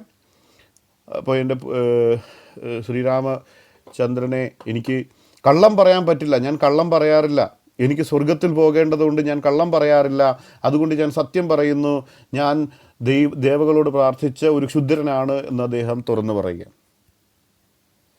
അപ്പോൾ കാടിൻ്റെ നടുവിൽ ആരെയും ഉപദ്രവിക്കാതെ സ്വർഗത്തിൽ പോകേണ്ടതിന് ദൈവത്തോട് പ്രാർത്ഥിച്ചുകൊണ്ട്, ആരെയും ശല്യപ്പെടുത്താതെ ദൈവത്തോട് പ്രാർത്ഥിച്ച് തപസ് ചെയ്ത് തലകുത്തി നിന്ന് എങ്ങനെയെങ്കിലും ആട്ടെ, പല രീതിയിൽ പലയിടത്ത് പറഞ്ഞിരിക്കുന്നു. അതിനുവേണ്ടി അദ്ദേഹത്തിന് കൊടുക്കേണ്ടി വന്ന വില എന്ന് പറയുന്നത് എന്താണ്? അദ്ദേഹത്തിൻ്റെ ജീവനാണ്. അതിന് വെട്ടിയിട്ടിട്ട് തലകീഴായിട്ട് വെട്ടിയെന്നൊക്കെ പറയുന്നുണ്ട്. എന്തായാലും ലോങ് സ്റ്റോറി ഷോർട്ട്, ഈ രാമൻ എന്ന് പറയുന്ന വ്യക്തി അദ്ദേഹത്തെ വെട്ടിക്കൊല്ലുകയാണ്. വെട്ടിയിട്ട നിമിഷം തൊട്ട് പറയുകയാണ്, ശ്രീരാമചന്ദ്രക്ക് ജയ്, ജയ് ശ്രീരാം. അതിന് ജയ് വിളിക്കുന്ന ആ വിളി ഇന്നും തുറന്നുകൊണ്ടിരിക്കുകയാണ്. എന്തിനാണ് വിളിച്ചുകൊണ്ടിരിക്കുന്നത്? അതായത് ശംഭുകൻ എന്ന ആരെയും ഉപദ്രവിക്കാത്ത ഒരു സാധുവിനെ അദ്ദേഹം സ്വർഗത്തിൽ പോകണമെന്ന അദ്ദേഹത്തിൻ്റെ വ്യക്തിപരമായ ആഗ്രഹത്തിൻ്റെ പേരിൽ ഒറ്റയ്ക്കിരുന്ന് പ്രാർത്ഥിച്ചതിന് മനുസ്മൃതി തൊട്ട് ഇങ്ങോട്ട് എല്ലാ വേദങ്ങളിലും എല്ലായിടത്തും എല്ലാ പിന്നെ ഭാഗവതത്തിലും ധർമ്മപരിപാലനം എന്ന് പറഞ്ഞു കഴിഞ്ഞാൽ എന്താണ്? മറ്റ് ജാതിക്കാരൻ വേദം പഠിക്കാൻ പാടില്ല, വിദ്യാഭ്യാസമോ ധനമോ സമ്പാദിക്കാൻ പാടില്ല, നല്ല വസ്ത്രങ്ങൾ പാടില്ല, ജുഗുപ്സാവഹമായ പേര് പോലുമേ പാടുള്ളൂ എന്നാണ് പറഞ്ഞിരിക്കുന്നത്. അറപ്പുളവാകുന്ന പേര് വേണം, ഇരിക്കുന്നത് പോലും നിലത്തായിരിക്കണം, പൊട്ടിയ പാത്രത്തിലെ ഫുഡ് കഴിക്കാവുള്ളൂ, അവൻ ഒരു കാരണവശാലും റോഡിലൂടെ നടക്കരുത്, കണ്ണിൽ കാണരുത്, മൃഗങ്ങൾ ഒളിച്ചു പോകുന്നത് പോലെ പോകണം എന്ന് പഠിപ്പിച്ചിരിക്കുന്ന പുസ്തകങ്ങളുടെ അനുശാസനത്തിൽ ഒപ്പിച്ചുകൊണ്ട് തന്നെ ഈ ശംഭുകനെ വെട്ടിക്കൊന്ന നിമിഷം തൊട്ട് അവർ വിളിച്ച വിളിയാണ്. അതിന് മുമ്പും ഉണ്ട് കേട്ടോ, ഞാൻ പറഞ്ഞേ ഉള്ളൂ, ജയ ശ്രീരാം. ഇന്നും നമ്മൾ ആ വിളി കേൾക്കുന്നുണ്ടെങ്കിൽ ആ അനുശാസനങ്ങൾ ഇന്നും പ്രാവർത്തികമാക്കാൻ തുടങ്ങിയിരിക്കുന്നു എന്നാണ് അതിൻ്റെ അർത്ഥം. ജയ് ശ്രീരാം എന്ന വിളി ഒറ്റയ്ക്കല്ല വരുന്നത്, അതിനോടുകൂടെ ചേർന്ന് വന്നിരിക്കുന്ന സനാതന ആർഷഭാരത സംസ്കാരവും വർണ്ണാശ്രമമായിരിക്കുന്ന എല്ലാവിധ ജാതി വ്യവസ്ഥ മനുഷ്യത്വ വിരുദ്ധമായിരിക്കുന്ന, മനുഷ്യനെ മൃഗത്തേക്കാൾ നീചമായി കാണുന്ന വ്യവസ്ഥ അതിനോടുകൂടെ വരും എന്ന് ഞാൻ നിങ്ങളെ ഓർമ്മിപ്പിക്കട്ടെ. അങ്ങനെ ശ്രീരാമൻ ഒരു ശംഭുകൻ എന്ന് പറയുന്ന ഒരു പാവം വ്യക്തിയെ സ്വന്തം താല്പര്യത്തിൽ പ്രാർത്ഥിച്ചതിൻ്റെ പേരിൽ വെട്ടിക്കൊന്ന ആ ഒരു കാര്യത്തെ യുഗപുരുഷനെന്നും വിഷ്ണു എന്ന് പറയുന്ന ഒരു ദൈവത്തിൻ്റെ അവതാരമെന്നും പറഞ്ഞ് ആരാധിക്കുന്ന ഒരു സമൂഹത്തിൻ്റെ പേരാണ് സനാതനധർമ്മം എന്ന് പറയുന്നത്. മനസ്സിലായി? ഇനി രാമൻ്റെ അവിടെ തീരുന്നില്ല, ബാലിയെ വധിക്കുകയാണ്. ബാലിയെ വധിക്കുന്നത് എന്താണ്? രാവിലെ വന്നാ മതിയോ? ഒരു സെക്കൻഡ് പൗലോച്ചേട്ടൻ താഴോട്ട് മാറ്റി കേട്ടോ. ഇവിടെ ബൈബിൾ വിമർശനവും ഇവിടെ ഇസ്ലാമിക വിമർശനവും ഒക്കെ നടത്തിയപ്പോ ഭയങ്കര കർഷകരമാണ് ഇതല്ലോ. അല്ല, ഇതാണ് ചീഫ് ഗസ്റ്റ്. പൗലോ ഇവിടെ അവതരിപ്പിച്ചല്ലേ, പൗലോന് അറിയാലോ. താങ്കൾ എത്ര സമയം എടുത്തും പറഞ്ഞോളൂ. ഇവിടെ ചാറ്റിൽ കിടന്നിട്ടേ ഇവിടെ ഇസ്ലാമിന്റെ ദൈവത്തെയും ബൈബിളിന്റെ ദൈവത്തെയും ഒക്കെ അങ്ങ് പറഞ്ഞപ്പോ ഇവിടെ ആർക്കും ഒരു കുഴപ്പമുണ്ടായിരുന്നില്ല. അന്നേരം ഇവിടെ ഭയങ്കര കയ്യടിയായിരുന്നല്ലോ. സൗകര്യം ഇല്ലാത്തവർക്ക് ലീവ് ചെയ്തിട്ട് പോവാം. Okay, continue please. സമയം എടുത്തിട്ട് ഇത് ഹാങ് ആവുന്നതുകൊണ്ട് ഞാൻ എക്സിറ്റ് ആയിട്ട് വരാം. പറ്റൂല, ഇടപെടേണ്ട. അതെ ചിലപ്പോ ഒന്ന് കയറി ഇറങ്ങിക്കോ. ഓക്കെ, അത് ഞാനത് പറയാം, ഒരു അറിയിപ്പായിട്ട് പറയാണ്. ഞാനിവിടെ തുടക്കത്തിലേ പറഞ്ഞിട്ടുണ്ട്, ഇവിടെയുള്ള വ്യാജ എത്തീസ്റ്റുകളെ പോലെ ഒന്നും അല്ല നമ്മൾ ഈ റൂം നടത്തുന്നത്.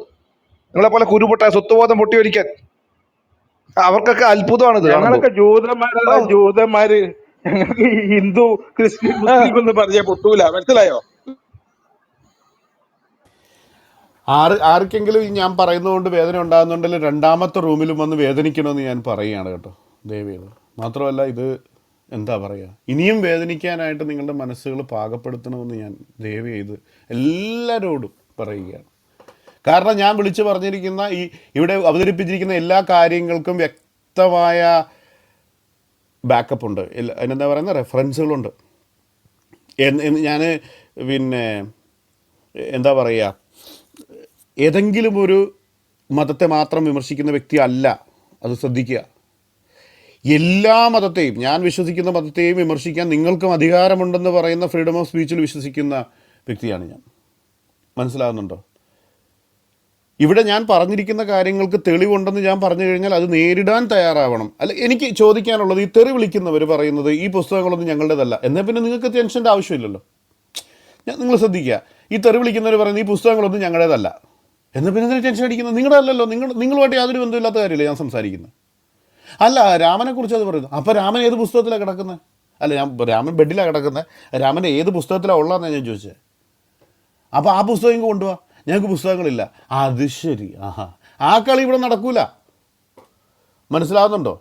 അങ്ങനെ പുസ്തകങ്ങളെല്ലാം തള്ളിയിട്ട് ഓടേണ്ടി വരുന്ന ആൾക്കാരുള്ള സമുദായത്തിൻ്റെ പേരാണ് സനാതനധർമ്മം എന്ന് പറയുന്നത്. കാരണം അത്രയ്ക്ക് ഗുണവധികാരമായി ദൈവങ്ങൾ കാണിച്ചു വെച്ചിരിക്കുന്നു. ഇനി ഞാൻ എന്തായാലും പെട്ടെന്ന് നിർത്താം, കാരണം എനിക്ക് നാളെ ഒരു ജോലിയുണ്ട്. അപ്പോൾ ബാലിയെ വധിച്ചു.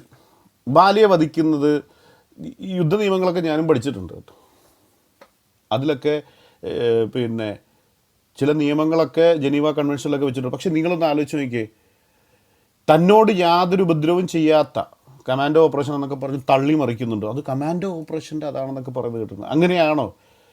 താനുമായിട്ട് യാതൊരു ബന്ധവുമില്ലാത്ത ഒരു കാര്യത്തിന് വേണ്ടി മറ്റൊരുവനുമായിട്ട് നീതിയുടെ ഭാഗമുള്ളൊരു വ്യക്തിയെ പുറകിൽ നിന്ന് എന്ത് ചെയ്യുകയാണ്?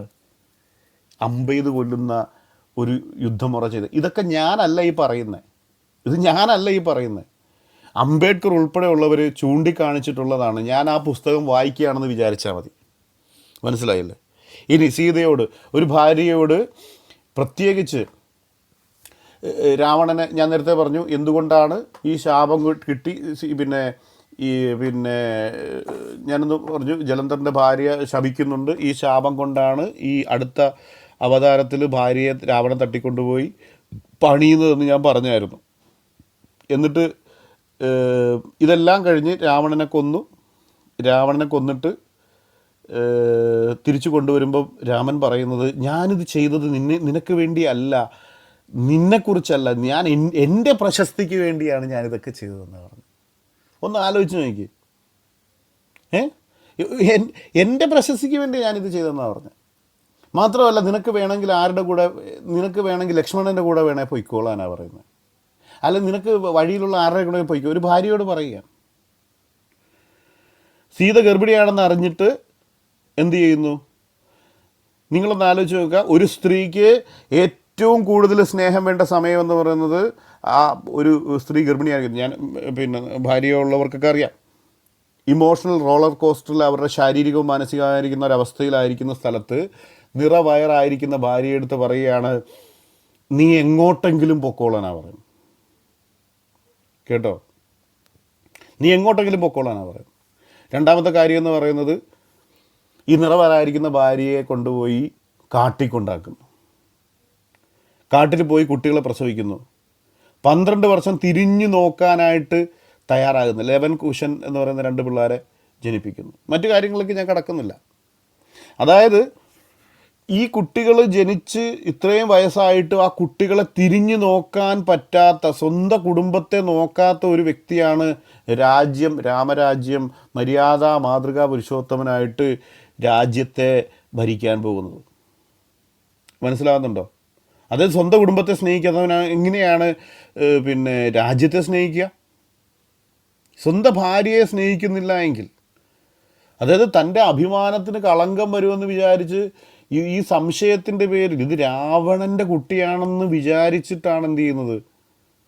കാട്ടിക്കൊണ്ടാക്കുന്നത്. തൻ്റെ അഭിമാനത്തിന് കളങ്കം ഉണ്ടാകാതിരിക്കാൻ അവിടെ രാമനെ കൊണ്ട് സീതയെ കൊണ്ട് കാട്ടിക്കൊണ്ടാക്കുക. അവസാനം ശോകാന്ത രാമായണം, അതായത് സാഡ് എൻഡിങ് ആണല്ലോ. നമ്മൾ ഹാപ്പി എൻഡിങ് നമ്മളവിടെ തായ്ലൻഡിലാണെങ്കിൽ രാമായണത്തിൽ സാഡ് എൻഡിങ് ആണ്. സാഡ് എൻഡിങ്ങിൽ എന്താണ് നമ്മൾ കാണുന്നത്? സീത തിരിച്ചു വരികയാണ്. തിരിച്ചു വരാൻ നേരം രാമൻ്റെ അടുത്ത് രാമൻ പറയുകയാണ്, ഞാൻ നിന്നെ സ്വീകരിക്കുക, അതാണ് മാടയാണ് കോടയാണെന്ന് പറയുക. ഒരു സ്ത്രീകളുടെ സൈക്കോളജി കൃത്യമായിട്ട് അതിനകത്ത് രേഖപ്പെടുത്തിയിട്ടുണ്ട്. തൻ്റെ ഏറ്റവും അപകട സമയത്ത് കൈവിട്ടവനെ പിന്നെ നോർമൽസിയിൽ വിശ്വസിക്കാൻ കൊള്ളത്തില്ലെന്ന് കൃത്യമായി തിരിച്ചറിഞ്ഞ സീത തന്നെ എനിക്ക് വേണ്ട എന്ന് പറഞ്ഞുകൊണ്ട് ഭൂമി ഉളന്ന് മണ്ണിനടിയിലേക്ക് പോവുകയാണ്. അവിടെയാണ് രാമായണം അവസാനിക്കുന്നത്. മനസ്സിലാകുന്നുണ്ടോ? അതായത് ഒരു പ്രസംഗം പറഞ്ഞതുപോലെ, സീതയ്ക്ക് വേണ്ടാത്ത രാമനെ, ഏറ്റവും അടുത്തറിഞ്ഞ സീതയ്ക്ക് വേണ്ടാത്ത രാമനെ നമ്മൾ ജയ് വിളിക്കണം. അല്ലെങ്കിൽ ഒരു ഇസ്ലാമിക സഹോദരനെ, അല്ലെങ്കിൽ അനേകർക്ക്, ക്രിസ്ത്യാനികളായതുകൊണ്ട് മിണ്ടത്തില്ല, പോകുന്ന വഴിയിൽ കരണക്കുറ്റിക്ക് അടിച്ചിട്ട് പറയടാ മാധർ ചോദ് എന്നിട്ട് തള്ളക്ക് വിളിക്കുകയാണ് ജയ ശ്രീരാം. ഒന്ന് ആലോചിച്ച് നോക്കിയേ, ബോൽ മാധർ ചോദ് ജയ ശ്രീരാം. അങ്ങനെ അത്രയും മ്ലേച്ഛതയും ക്രൂരതയും നടമാടി നിൽക്കുന്ന ആ സംസ്കാരം തിരിച്ചു വരണം എന്ന് കാർക്കശ്യത്തോടെ, ധാർഷ്ട്യത്തോടെ, മനുഷ്യനെ മൃഗത്തെക്കാളും താണ രീതിയിൽ ട്രീറ്റ് ചെയ്യുന്ന ആ സംസ്കാരം തിരിച്ചു വരണമെന്ന് ആഗ്രഹിക്കുന്ന ദൈവങ്ങളെല്ലാം കോമഡിയും മ്ലേച്ഛതയും എല്ലാവിധ മനോരോഗങ്ങൾക്കും, കഞ്ചാവ് വലിച്ച് നടക്കുന്നു, ഒരാൾ പോസ്കോ ആണെങ്കിലും മറ്റേയാൾ കള്ളവടി നടക്കുന്നു, ഇങ്ങനെ എല്ലാ വിധത്തിലെയും വൃത്തികേടുകളും നടമാടി നിന്നുകൊണ്ട് ഇരിക്കുമ്പോഴും അതിനെയൊക്കെ മഹത്വീകരിച്ചിട്ട് ഇതാണ് ലോകത്തിൻ്റെ വെളിച്ചമെന്ന് പറഞ്ഞ് തലയിൽ പൊക്കിപ്പിടിച്ചുകൊണ്ട്, അതായത് തീട്ടത്തിൻ്റെ പെട്ടി തലയെ വെച്ചിട്ട് പറയുകയാണ്, ഞങ്ങളിതിൽ അഭിമാനിക്കുന്നു എന്ന് പറയുന്നത് പോലെ ഉയർത്തിപ്പിടിക്കുന്ന വിഡ്ഢി അസുരന്മാരുടെ, മണ്ടന്മാരുടെ, മ്ലേച്ഛന്മാരുടെ, ക്രൂരന്മാരുടെ സമുദായത്തിൻ്റെ പേരാണ് സനാതന ധർമ്മം എന്ന് പറയുന്നത്. ഞാൻ എന്തായാലും കുറച്ചുകൂടെ കാര്യങ്ങളുണ്ട്, ഞാൻ എന്തായാലും പെട്ടെന്ന് തന്നെ വൈൻഡപ്പ് ചെയ്യുകയാണ്. ഒരു കാര്യം ഞാൻ പറഞ്ഞുതരാം. ഞാൻ ഈ പറഞ്ഞ കാര്യങ്ങൾ എൻ്റെ സ്വന്തമായിട്ട് എനിക്ക് തോന്നിയ കാര്യങ്ങളല്ല. ഞാൻ ഈ പറഞ്ഞ കാര്യങ്ങളെല്ലാം കൃത്യമായ റെഫറൻഷ്യൽ ബാക്കപ്പ് എനിക്കുണ്ട്. അത് ചോദിച്ചു കഴിഞ്ഞാൽ ഞാൻ പറഞ്ഞത് ഈ റെഫറൻസ് കൂടെ പറഞ്ഞിട്ട് പറയാൻ പറ്റുന്ന കാര്യങ്ങളല്ല. ഞാൻ കുറേ കാര്യങ്ങൾ കുറിച്ച് വെച്ചിരുന്ന, പിന്നെ ഞാനെല്ലാം കുറേയൊക്കെ സ്കിപ്പ് ചെയ്തു. എനിക്ക് ഒരുപാട് പൈസ ജിഹാദികൾ, നിങ്ങൾക്ക് ഞാനതാണ് പറഞ്ഞത്, പല കാര്യങ്ങളും ഇങ്ങനെ പറയും, ഞാൻ ജിഹാദികളുടെ പൈസ മേടിച്ചത്, എന്നെ അറിയാവുന്ന ആരും അങ്ങനെ പറയത്തില്ല. ഇനി ശ്രദ്ധിക്കേണ്ട കാര്യം, സമയമൊക്കെ എടുത്ത് പറഞ്ഞു. ചാറ്റിനൊന്നും മറുപടി കൊടുക്കേണ്ടതില്ലെന്ന് എൻ്റെ ഒരു റിക്വസ്റ്റ്. ചാറ്റ് അവോയ്ഡ് ചെയ്യാം. പിന്നെ ചാറ്റ് നമ്മളിവിടെ പറയാറുണ്ട്, നമ്മളിവിടെ സ്ക്രീൻ ചെയ്യാറില്ല. ചാറ്റിലുള്ളവർക്ക് തന്നെ ചാറ്റുകാർക്ക് തന്നെ ഇടപെടാം. അത് നമ്മളിവിടെ സ്ക്രീൻ ചെയ്യാറില്ല എന്നുള്ളത് നമ്മൾ പണ്ടേ ഓക്കെ പറഞ്ഞിട്ടുള്ള കാര്യമാണ്. അതിനൊരു അത് സ്ക്രൂട്ടനൈസ് ചെയ്യുന്ന പരിപാടിയൊന്നും നമുക്ക് ഇവിടെ ഇല്ല. ഓക്കെ, ഓക്കെ നമുക്ക് ഇനിയിപ്പം താങ്കൾ പറഞ്ഞ വിഷയം തീർന്നെങ്കിൽ ഞാൻ നമ്മുടെ വൈൻഡപ്പ് ചെയ്യാം. സ്ട്രക്ചറുമായിട്ട് ബന്ധപ്പെട്ടിട്ട് നമുക്ക് രാഷ്ട്രീയ മതവിമർശനമൊക്കെയാണ് പറഞ്ഞു വന്നത്.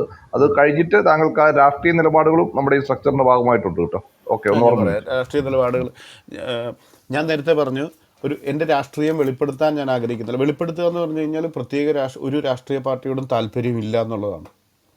നിങ്ങൾ ഏതെങ്കിലും ഒരു രാഷ്ട്രീയ പാർട്ടിയെ കൊണ്ടുവന്നോ, അവർ സ്വാർത്ഥതയ്ക്ക് വേണ്ടി മറ്റൊരു വിഭാഗത്തെ ചതിച്ചുകൊണ്ടിരിക്കുകയാണ്. ഞാൻ തമാശ പറയല്ല, ഇത് ഹൃദയത്തിൽ നിന്നാണ് ഞാൻ പറയുന്നത്. എപ്പോഴും എല്ലാവർക്കും ഒരു രാഷ്ട്രീയ പാർട്ടിയോട് ചായവുണ്ട്.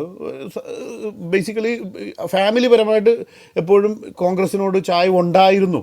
പക്ഷേ ഇപ്പോൾ സത്യം പറഞ്ഞാൽ ഒരു പാർട്ടിയും വിശ്വാസമില്ലാത്തൊരവസ്ഥയിലാണ്. അപ്പോൾ നിങ്ങൾ രാഷ്ട്രീയവാദമാണോ പറയുന്നത് ചോദിച്ചു കഴിഞ്ഞാൽ എന്താ പറയുക, സത്യത്തിൽ അറിയത്തില്ല. ഒന്നാമത്തെ കാര്യം, എനിക്ക് നാട്ടിൽ വോട്ടില്ല, അതാണ് കാര്യം. ഞാൻ ഉദ്ദേശിച്ചത് എനിക്ക് സ്വാധീനമുള്ള കുടുംബത്തിൽ പിന്നെ എന്താണ് രാഷ്ട്രീയ നിലപാടെന്ന് ചോദിച്ചു കഴിഞ്ഞാൽ ഇന്ത്യയിലെ രാഷ്ട്രീയ നിലപാടുകൾ വളരെ ദുഃഖമുള്ള കാര്യമാണ്.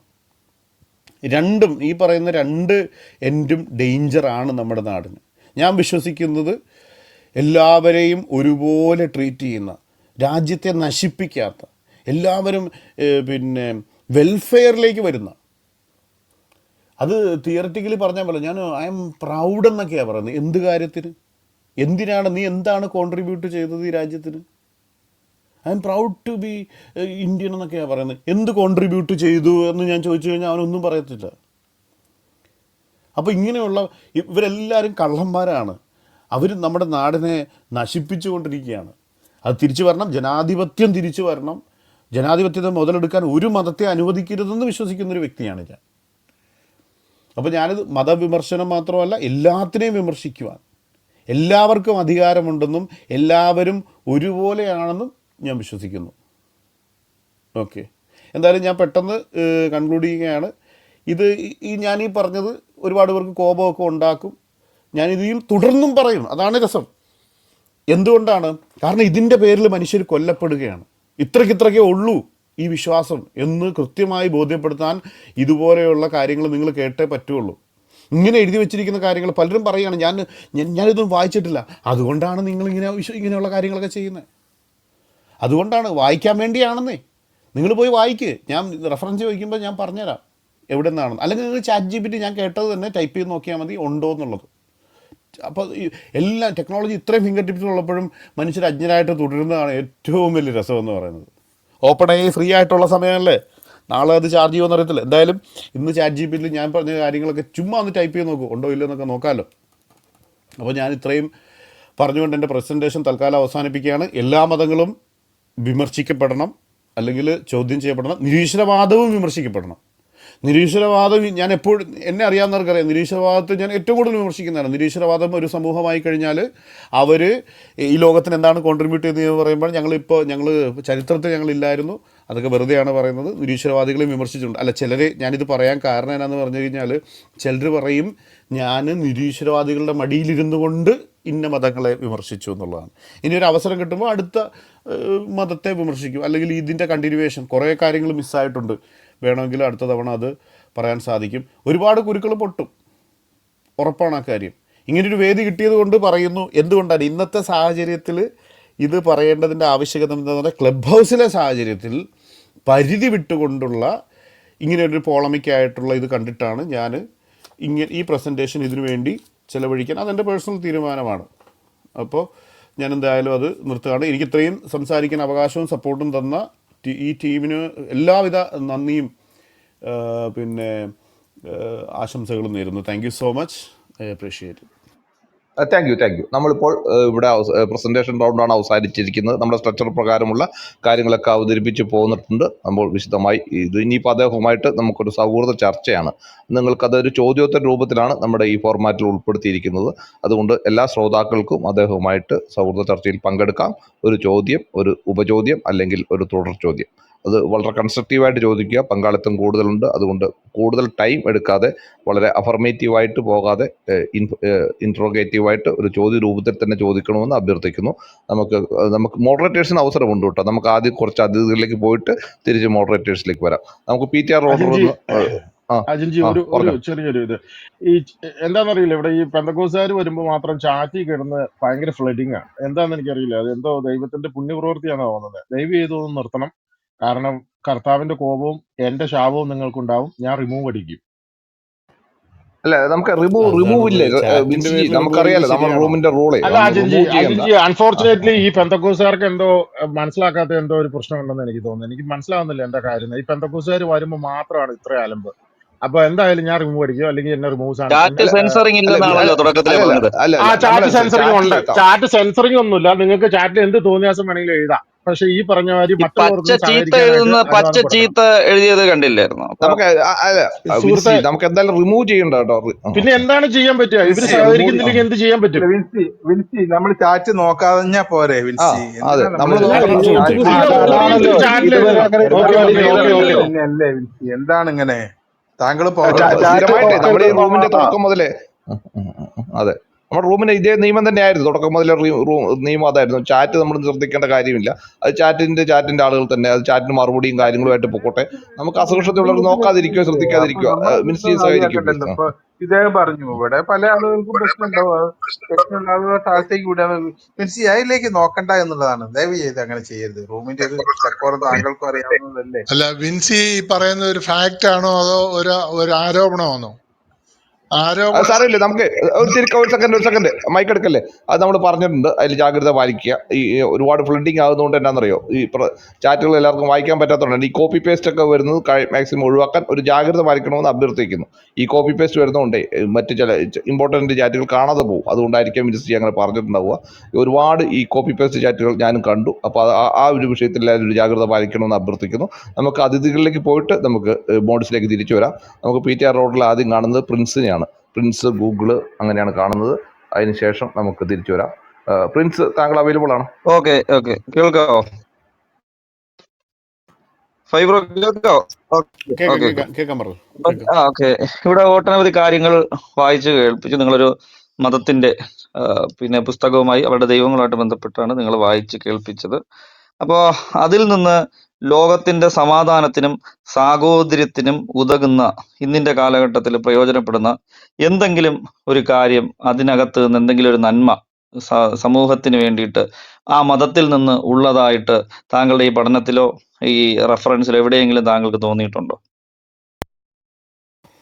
ഒരിക്കലും ഇല്ല. എന്ത് നന്മയാണ് എന്ന് ചോദിച്ചു കഴിഞ്ഞാൽ ഒരു നന്മയും കാണുന്നില്ല എന്നുള്ളതാണ്.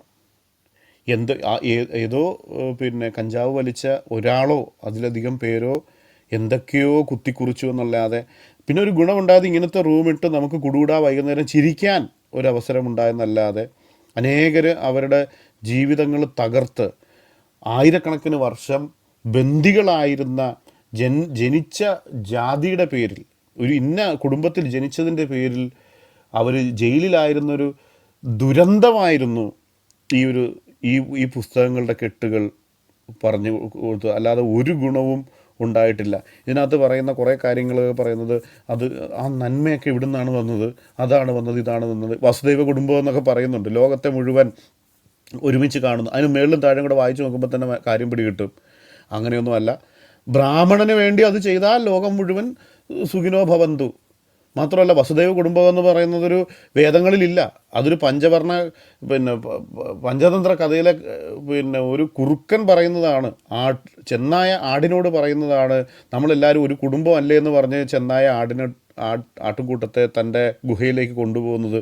പിന്നെ പുള്ളിക്ക് അന്ന് ബീഫ് ഫെസ്റ്റിവൽ ആയിരുന്നു എന്നാണ് പറയുന്നത്, അല്ല ലാമ്പ് ഫെസ്റ്റിവൽ, സോറി എന്നാ പറയുന്നത്. അപ്പോൾ അങ്ങനെയുള്ള തട്ടിപ്പുകളൊക്കെ ഇവർ പറയാറുണ്ട്.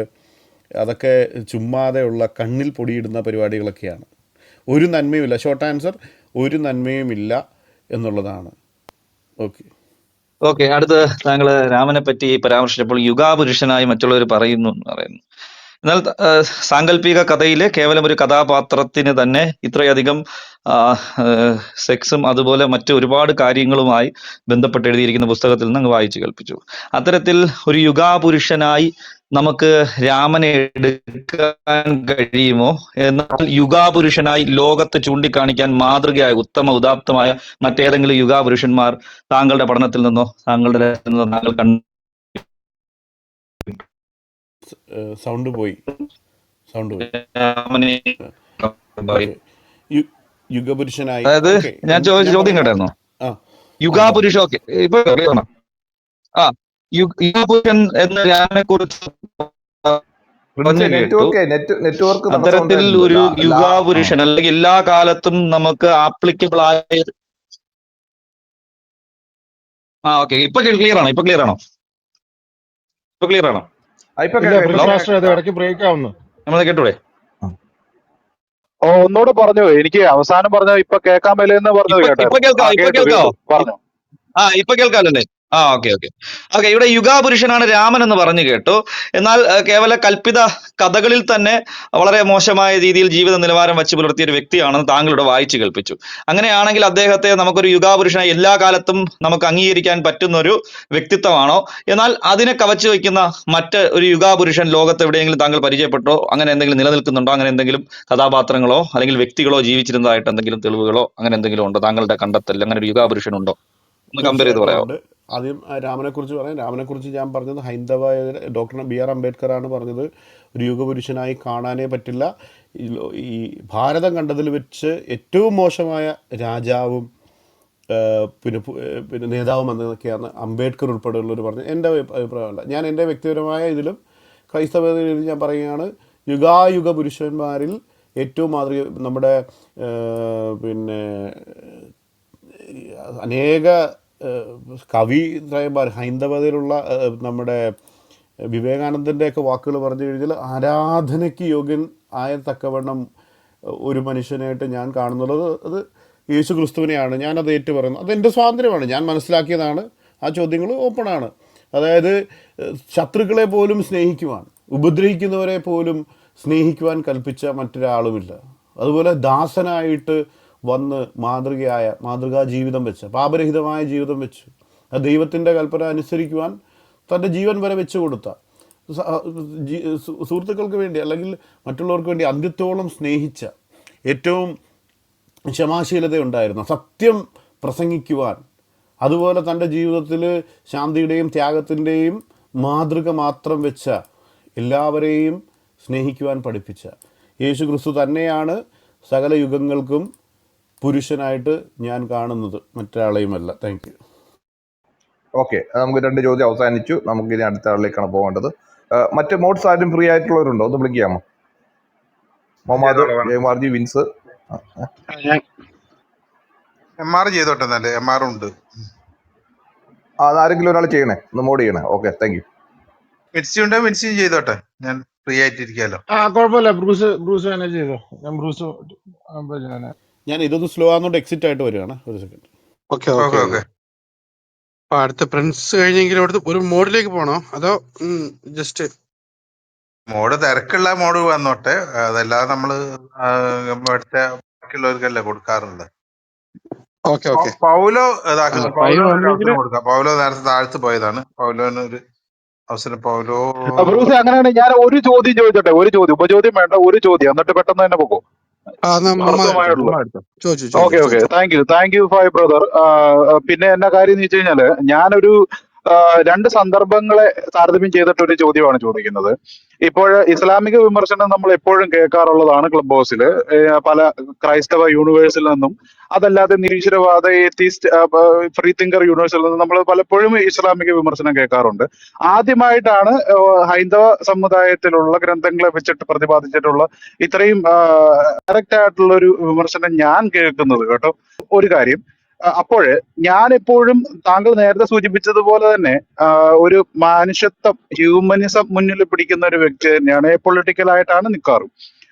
അപ്പോൾ തന്നെ ഞാൻ വാദിക്കാറുള്ളത് ഈ ശരിയാണ്, പുഴുക്കുത്തുകൾ ഉണ്ടെങ്കിൽ കൂടെയും ഗ്രന്ഥങ്ങളിലെ പുഴുക്കുത്തുകൾ ഉണ്ടെങ്കിൽ കൂടെയും മോഡറേറ്റ് ആയിട്ട് സമകാലികമായിട്ടുള്ള ഇപ്പോഴത്തെ സമൂഹത്തിന്റെ മൊറാലുകൾക്ക് വിധേയരായിട്ട് ജീവിക്കുന്ന നല്ലൊരു വിഭാഗം ജനങ്ങളും ഇസ്ലാമിക സമുദായത്തിലുമുണ്ട് എന്ന് ഞാൻ അപ്പോഴും വാദിക്കാറുള്ള ഒരു വ്യക്തിയാണ്. അപ്പൊ ഇതേ സാഹചര്യത്തിൽ ഞാൻ വരുമ്പോൾ താങ്കൾ പറഞ്ഞിട്ടുള്ളതായിട്ടുള്ള പുഴുക്കുത്തുകൾ ഹൈന്ദവ ദർശനങ്ങളിലും അല്ലെങ്കിൽ ഹൈന്ദവ ഗ്രന്ഥങ്ങളിലും ഉണ്ടെന്നിരിക്കട്ടെ, എങ്കിൽ തന്നെയും ഈ പറയപ്പെടുന്നതായിട്ടുള്ള സമകാലിക മൊറാലുകൾക്ക് വിധേയരായിട്ട് ജീവിക്കുന്ന ഒരു നല്ലൊരു ശതമാനം ഹൈന്ദവ സമുദായത്തിലുള്ള ഹൈന്ദവ സഹോദരങ്ങളില്ലേ? അപ്പോ ഇങ്ങനെ ഒരു വിമർശനം ഒരുപക്ഷെ അവരെ വർഗീകരിക്കുന്നതിന് ഒരു കാരണമാകില്ല എന്നുള്ളതാണ് എന്റെ ചോദ്യം. Thank you. തീർച്ചയായിട്ടും ഞാനിവിടെ പറഞ്ഞത് ശ്രദ്ധിച്ചു കേൾക്കുക. ഹിന്ദുക്കളെ അല്ല, എനിക്ക് ഏറ്റവും കൂടുതൽ കൂട്ടുകാരുള്ളതും എന്നെ എല്ലാ കാര്യത്തിലും സഹായിച്ചിട്ടുള്ളതും ഏറ്റവും കൂടുതൽ, സത്യം പറഞ്ഞാൽ ഞാൻ എൻ്റെ വീട്ടിലേക്കാളും കൂടുതൽ ഭക്ഷണം കഴിച്ചിട്ടുള്ളത് മറ്റൊരു ഹൈന്ദവ വീട്ടിൽ നിന്നാണ്. മനസ്സിലാകുന്നുണ്ടോ? അവരുമായിട്ട് എന്നും സ്നേഹത്തിലായിരിക്കും, നാളെയും അങ്ങനെ തന്നെ ആയിരിക്കും. പക്ഷെ ഇവിടെ ഞാൻ പറയുന്നത് ഇഷ്ടം പോലെ ഹിന്ദുക്കൾ നല്ലവരായിട്ടുണ്ട്, നല്ലവരാണ് ഭൂരിഭാഗം ആൾക്കാരും. പക്ഷേ ഞാൻ ഈ പറഞ്ഞ ആദർശം പ്രാവർത്തികമാക്കുന്നവരെക്കുറിച്ച് മാത്രമാണ് ഞാൻ പറഞ്ഞത്. ഒരിക്കലും ഹിന്ദു എന്ന് പറയുന്ന ഓരോരോ വ്യക്തികളെക്കുറിച്ചും അല്ല ഞാൻ പറഞ്ഞത്. അത് വളരെ വ്യക്തമായിരിക്കണം, അത് ക്ലിയർ ആണ്. അല്ലെങ്കിൽ ഞാൻ ഒന്നുകൂടെ പറയാം. അതായത് ഒരിക്കലും ഇന്ത്യയിലുള്ള പിന്നെ ഹിന്ദുക്കൾ, ഞാൻ സത്യം പറഞ്ഞാൽ വളരെ ഈ പുറത്തുനിന്ന് വരുന്ന വ്ളോഗേഴ്സൊക്കെ ഏറ്റവും കൂടുതൽ ഇടപഴകാൻ താല്പര്യപ്പെടുന്ന ആൾക്കാർ നമ്മുടെ ഇന്ത്യയിലെ ഞാനൊരു ഇന്ത്യൻ എത്നിസിറ്റിയിലുള്ളൊരു വ്യക്തിയല്ല, മനസ്സിലായില്ലേ? പക്ഷേ ഈ പറയുന്ന സനാതനധർമ്മം സിരകളിൽ ഓടിത്തുടങ്ങിക്കഴിഞ്ഞാൽ അവൻ്റെ മാനവികത പതുക്കെ അവനിൽ നിന്ന് പുറപ്പെട്ട് പോയി പോകും എന്നാണ് ഞാൻ പറഞ്ഞതിൻ്റെ അർത്ഥം. ഞാൻ പറഞ്ഞത് വ്യക്തമായെന്ന് വിചാരിക്കും. ഞാൻ ഇനി എനിക്ക് പാലച്ചക്ക് ചോദ്യം ഉണ്ടോ? പാലച്ച ഒരു ഇല്ല സെക്കൻഡ്, ഇല്ല, ഉപചോദ്യം ഇല്ല കേട്ടോ. സ്പീക്കറിലോട്ട് പോകും, കുറെ അധികം ഓക്കെ. ആളുകളുണ്ട്. Thank you five brother. എനിക്ക് ചാൻസ് തരാന്ന് പറഞ്ഞല്ലേ. ഓക്കെ എടുത്തു. പൗലോ നേരത്തെ ഇത് പോയതാണ്, അങ്ങനെ താഴ്ത്തിട്ടാണ്. ശരി പൗലോ ശരി. ചോദിച്ചോളൂ. അടുത്ത പൗലോ ഞാൻ ചോദിച്ചു. ഞാൻ ഫൈബിനോട് ചോദിക്കാനുള്ള ഒരു കാര്യം എന്ന് പറയുന്നത്, ഒന്നാമതായിട്ട് താങ്കള് ഹൈന്ദവ മതത്തെ വിമർശിക്കുന്നു.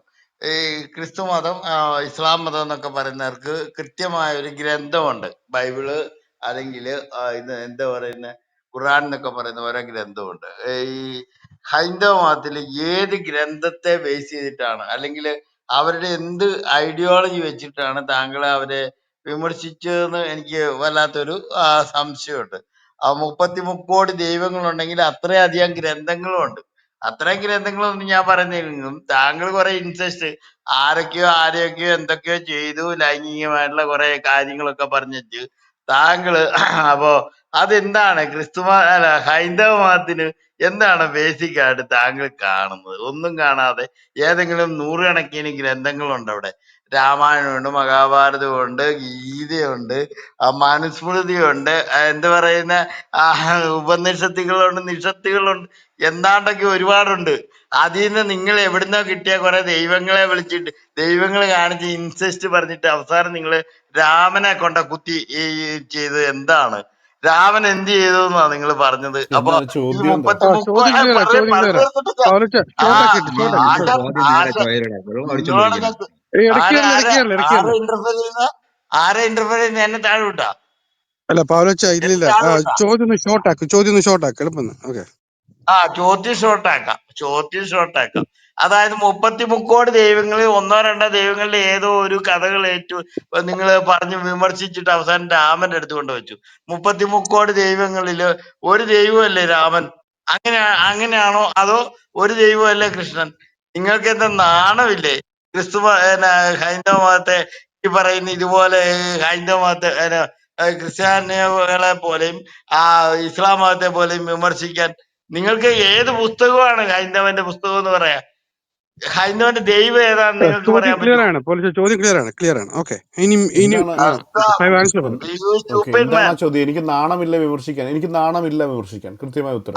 വേണ്ട, നിങ്ങൾക്ക് നാണമില്ലാന്ന് എനിക്കറിയാം. പൗലോ മൈക്ക് അതുകൊണ്ടാണ് മ്യൂട്ട് ചെയ്യണേ. ചോദിച്ചത്. പൗലോ ചോദിച്ചു ഇടയ്ക്ക് ചോദിച്ചു കയറല്ലേ, ഇടയ്ക്ക് കയറല്ലേ, പൗലോ ഇടയ്ക്ക് ഇവിടെ കയറല്ലേ. ഇവിടെ മുപ്പത്തി ചോദിച്ചു മുക്കോടി കഴിഞ്ഞ് മൈക്ക് മ്യൂട്ട് ചെയ്ത് ദൈവങ്ങളില് അവിടെ ഇരിക്കുക, ഇല്ലെങ്കിൽ പിന്നെയും താഴത്തേക്ക് പോകേണ്ടി വരും. പിന്നെ ഞാൻ PTR-ലേക്ക് കയറി താഴെ വരാം. ഞാൻ ഓക്കെ, താഴെ ഞാൻ പുള്ളി ഇട്ടിട്ടുണ്ട്. പറഞ്ഞതിൽ ഇനി അടുത്ത ആളിലേക്ക് പോവാം. ഇപ്പോൾ 33 ദൈവങ്ങൾക്ക് ഓരോരോ പുസ്തകങ്ങളല്ല, അത് മനസ്സിലാക്കണം. അപ്പോൾ ഹിന്ദു മതത്തെ പുസ്തകങ്ങളെ ഞാൻ ജനറൽ നോളജാണ്, നിങ്ങൾക്ക് അറിയാമെങ്കിൽ ഞാൻ നീ വലിയ ആളാണ് അതൊന്നുമല്ല. രണ്ട് കാറ്റഗറിയാണ് അവരുടെ സ്ക്രിപ്ചർ. ഒന്ന് ശ്രുതി എന്ന് പറയും, അതായത് ശ്രവണമായി കേട്ട് വെളിപ്പെടുത്തിയ കാര്യങ്ങൾ, അതിനകത്ത് വേദങ്ങളും ഉപനിഷത്തുകളും വരുന്നു. പിന്നെ സ്മൃതി എന്ന് പറയുന്നത്, അതായത് മനുഷ്യൻ ഓർത്തെടുത്ത് രചിച്ചെന്ന് കരുതപ്പെടുന്ന ഇതിഹാസങ്ങൾ, അതിനകത്ത് മഹാഭാരതം, ഭഗവത്ഗീത, രാമായണം, ഇതൊക്കെയാണ്. പിന്നെ പുരാണങ്ങൾ, ശിവപുരാണം, വിഷ്ണുപുരാണം, ബ്രഹ്മപുരാണം, പിന്നെ ഈ മനുസ്മൃതി പോലെയുള്ള ധർമ്മശാസ്ത്ര പുസ്തകം അല്ലെ കർമ്മശാസ്ത്ര പുസ്തകങ്ങളൊക്കെ ഉണ്ട്. ഈ പുസ്തകങ്ങൾ എന്നുള്ള കാര്യമാണ് പൗലോച്ചാൻ ചേട്ടൻ ആദ്യം ചെയ്യേണ്ടത്. ഇത് ഞാൻ പറഞ്ഞ കാര്യങ്ങൾ ഓരോന്നോരോരുത്ത് കേൾക്കുക. ഇതിനകത്ത് റെഫറൻസ് വേണ്ടത് എന്നോട് പേഴ്സണലി ചോദിക്കുക, ഞാൻ അതിൻ്റെ റെഫറൻസ് ഞാൻ തരാം. ഏത് പുസ്തകമാണെന്നുള്ളത് അപ്പോൾ പറയാൻ പറ്റുന്നത്. ഇത് എവിടുന്നാണ് പറഞ്ഞതെന്ന് വെച്ചാൽ അനേക പുസ്തകങ്ങളിലുള്ള കാര്യങ്ങളാണ് പറഞ്ഞത്. ഓക്കെ ഓക്കെ, അടുത്ത ഗൂഗിള് ചോദിച്ചോളൂ. ആ, എല്ലാ ക്രിസ്ത്യാനികളും എന്നോട് ക്ഷമിക്കുക. ഞാൻ എല്ലാ ക്രിസ്ത്യാനികൾക്കും പോയിരിക്കുന്നത്, അത് ക്ഷമിച്ചു. ആ, ഈ മറിയ വെടിവെച്ചുണ്ടായതാണ് യേശു എന്നാണ് ഇവിടെ പൊതുവായിട്ടുള്ള കഴക്കമ്പി. അപ്പൊ മുട്ടയിട്ടുണ്ടായി, അല്ലെങ്കിൽ ആരാണ്ട് കൊണ്ട് വെടിവെച്ചു എന്നൊക്കെയാണ് ഇവിടെ ഞങ്ങളൊക്കെ മനസ്സിലാക്കിയേക്കുന്നത്. അത് വെടിവെച്ചുണ്ടായതാണോ എന്നൊക്കെ അത് ഫൈവ് പറഞ്ഞപ്പോൾ പറഞ്ഞപ്പോഴത്തെ പറയാം. ആ, വെടിവെച്ചുണ്ടായവനാണോ ക്രിസ്തു, അതോ ഇനി മുട്ടയിട്ടുണ്ടായവനാണോ? പൊട്ടുകൂടി ഇല്ലാന്നൊക്കെ നീ സംസാരിക്കണം. ഇത് ഈ വിഷയമല്ല. ഈ ടോപ്പിക്കിനെ കുറിച്ച് തന്നെയാണോ പറയുന്നത്? ആയാലും വേറെ ആരായാലും ഇവിടെ മോഡറേറ്റേഴ്സ് ഉണ്ട്, അതെല്ലാം ഗസ്റ്റ് പറയാം. ഗൂഗിളിലെ വേറെ ആരും മൈക്ക് ചോദ്യം ഫൈവിനോടല്ലേ? ഗൂഗിളിലെ ചോദ്യം ഫൈവിനോടല്ലേ? അതെ, ഫൈവ് ആൻസർ പറയട്ടെ. എങ്ങനെ ഉണ്ടായി, യേശു എങ്ങനെ ഉണ്ടായി എന്നൊക്കെ ഒന്ന് ഓക്കെ, ഞാൻ തെളിയിക്ക്. പറയാം. പിന്നെ അല്ലാതെ ഈ വെടിവെച്ചല്ല ഉണ്ടായതെങ്കിൽ നീ ഒന്ന് തെളിയിക്ക്. ഇവിടെ വേറെ ആൾക്കാരൊക്കെ വന്ന് സംസാരിക്കും, അപ്പൊ നീയൊക്കെ സമാധാനം പറഞ്ഞു. ഫൈവിന് ഇഷ്ടമുണ്ട്, വലിയ ഇഷ്ടം തന്നെയാണ് ഫൈവിനോട്. ഫൈവ് പറയാതെ ഞാൻ പറഞ്ഞു തീർന്നില്ലല്ലോ, നിങ്ങൾ എന്നെ ഒഴിവാക്കി. ഇതൊന്നും മനസ്സിലായില്ല. ഫൈവ് പറയാൻ തുടങ്ങണ്ട, ഞാൻ പറയട്ടെ. ഓക്കെ, ഗൂഗിൾ ഒന്ന് മ്യൂട്ട് ചെയ്യും, ചോദിച്ചെങ്കിൽ മ്യൂട്ട് ചെയ്യും. ഫൈവ് പറയട്ടെ. അത് ചോദിച്ചില്ലല്ലോ. ആ, ഈ വെടിവെച്ചുണ്ടായവനാണോ യേശു, അതോ ഈ ഇസ്രായേലുകാർക്ക് പോലും റിപ്പീറ്റ് യേശു ചെയ്യുന്നത് ഉണ്ടായിരുന്നത്? നിങ്ങൾ ചോദ്യം ചോദിച്ചില്ലേ? നിങ്ങൾ റിപ്പീറ്റ് ചെയ്യണ്ട. യേശു നിങ്ങൾ ചോദ്യം ചോദിച്ചില്ലേ? ഉണ്ടായിരുന്നുള്ള ഇത് നിങ്ങളുടെ ചോദ്യമാണോ? എന്താണെന്ന് എനിക്ക് ഒരു മനസ്സിലായി. സെക്കൻഡ്, ഗൂഗിൾ നിങ്ങളുടെ ചോദ്യമാണോ ഇത്? അല്ല, MRA ഈ വെടിവെച്ചുണ്ടായതിന്റെ കഥകളൊക്കെ, ഈ വെടിവെച്ച കഥകളല്ലേ ഇതിന് മുമ്പ് നിങ്ങൾക്ക് ചോദ്യം പറഞ്ഞിരിക്കുന്നത്. നിങ്ങൾ താഴോട്ട് അല്ല, ചോദിക്കും. ഈ കഥകൾ ഞാൻ പറയട്ടെ. മദ്യപിച്ച് നിൽക്കുന്നവരെ ഒഴിവാക്കുക. മദ്യപിച്ചിരിക്കുന്നവരെ ഒഴിവാക്കുക. അല്ല, ഒരു സെക്കൻഡ്, ആരും ഇടയ്ക്ക് താഴെ പ്ലീസ്. ഇടയ്ക്ക് ഓക്കെ, ഇനി മറ്റേ മോഡ് അടുത്ത കൊണ്ടിരിക്കുന്നുണ്ട്. ജീസസ് ചോദിച്ചോളൂ. ഫൈവ് അല്ലാതെ വേറെ ആരും മൈക്ക് എടുക്കരുത്. മൈക്ക് എടുത്താൽ ഞാൻ താഴത്തേക്ക് വിടും. ഞാൻ പറഞ്ഞുതരാം. അതായത് യേശു ക്രിസ്തു ജനിച്ചത് അശ്വമേധത്തിലെ കുതിരയുടെ ലിംഗം കയറ്റി വെച്ചിട്ടുണ്ടായതല്ല. അതുപോലെ തന്നെ പിന്നെ കുന്നിൻ ചെരുവിൽ ഈന്തപ്പന പോലെ ആരാണ് എന്നറിയാതെ ഗർഭം ഉണ്ടായപ്പോൾ വല്ലവൻ്റെയും പേര് പറഞ്ഞിട്ടുണ്ടായതുമല്ല. കൃത്യമായിട്ട് ദൈവം മനുഷ്യനായി അവതരിക്കുവാൻ പരിശുദ്ധാത്മാവിനാൽ മനുഷ്യനായി അത്ഭുതകരമായി മറിയത്തിൻ്റെ ഉദരത്തിൽ ജനിച്ചതാണ്. റീപ്ലൈ കേട്ട് കഴിഞ്ഞാൽ നിങ്ങൾക്കുള്ള ഉത്തരവാണെന്ന് കൃത്യമായിട്ട് മനസ്സിലാവും. ഇത് ഏത് വിഭാഗത്തിൽ നിന്ന് ചോദിച്ചുകൊണ്ടാണ് ഞാൻ ഇറങ്ങിയൊരു ഉത്തരം പറഞ്ഞത് കേട്ടോ. ഓക്കെ, അടുത്ത ജീസസ് ആണ്. ജീസസ് ചോദിച്ചോളൂ. ജീസസ് ഉണ്ടോ? ഇല്ലെങ്കിൽ ഗിബോർ ചോദിച്ചോളൂ. പിന്നെ ഒരു കാര്യം കൂടി, നിങ്ങളോട് എല്ലാവരും ഉള്ള റിക്വസ്റ്റ് ആണ്. ഒരു ചോദ്യം ചോദിച്ചു കഴിഞ്ഞാൽ നിങ്ങൾ ദയവ് ചെയ്ത് താഴത്തേക്ക് ഇരുന്നാൽ ആരാണ് PTR മനസ്സിലാവാതെ പോകും. അതുകൊണ്ട് പറ്റുമെങ്കിൽ നിങ്ങൾ ചോദ്യം ചോദിച്ചു കഴിഞ്ഞാൽ നിങ്ങൾ എന്നെ ദയവായി താഴത്തേക്ക് പോയിരിക്കുക. ഓക്കെ, ഞാനൊരു 5 മിനിറ്റ് കഴിഞ്ഞിട്ട് ചോദിക്കാം. 5 മിനിറ്റ് ഓക്കെ, കഴിഞ്ഞു. എന്നാ സിന്ധു ചോദിച്ചോളൂ.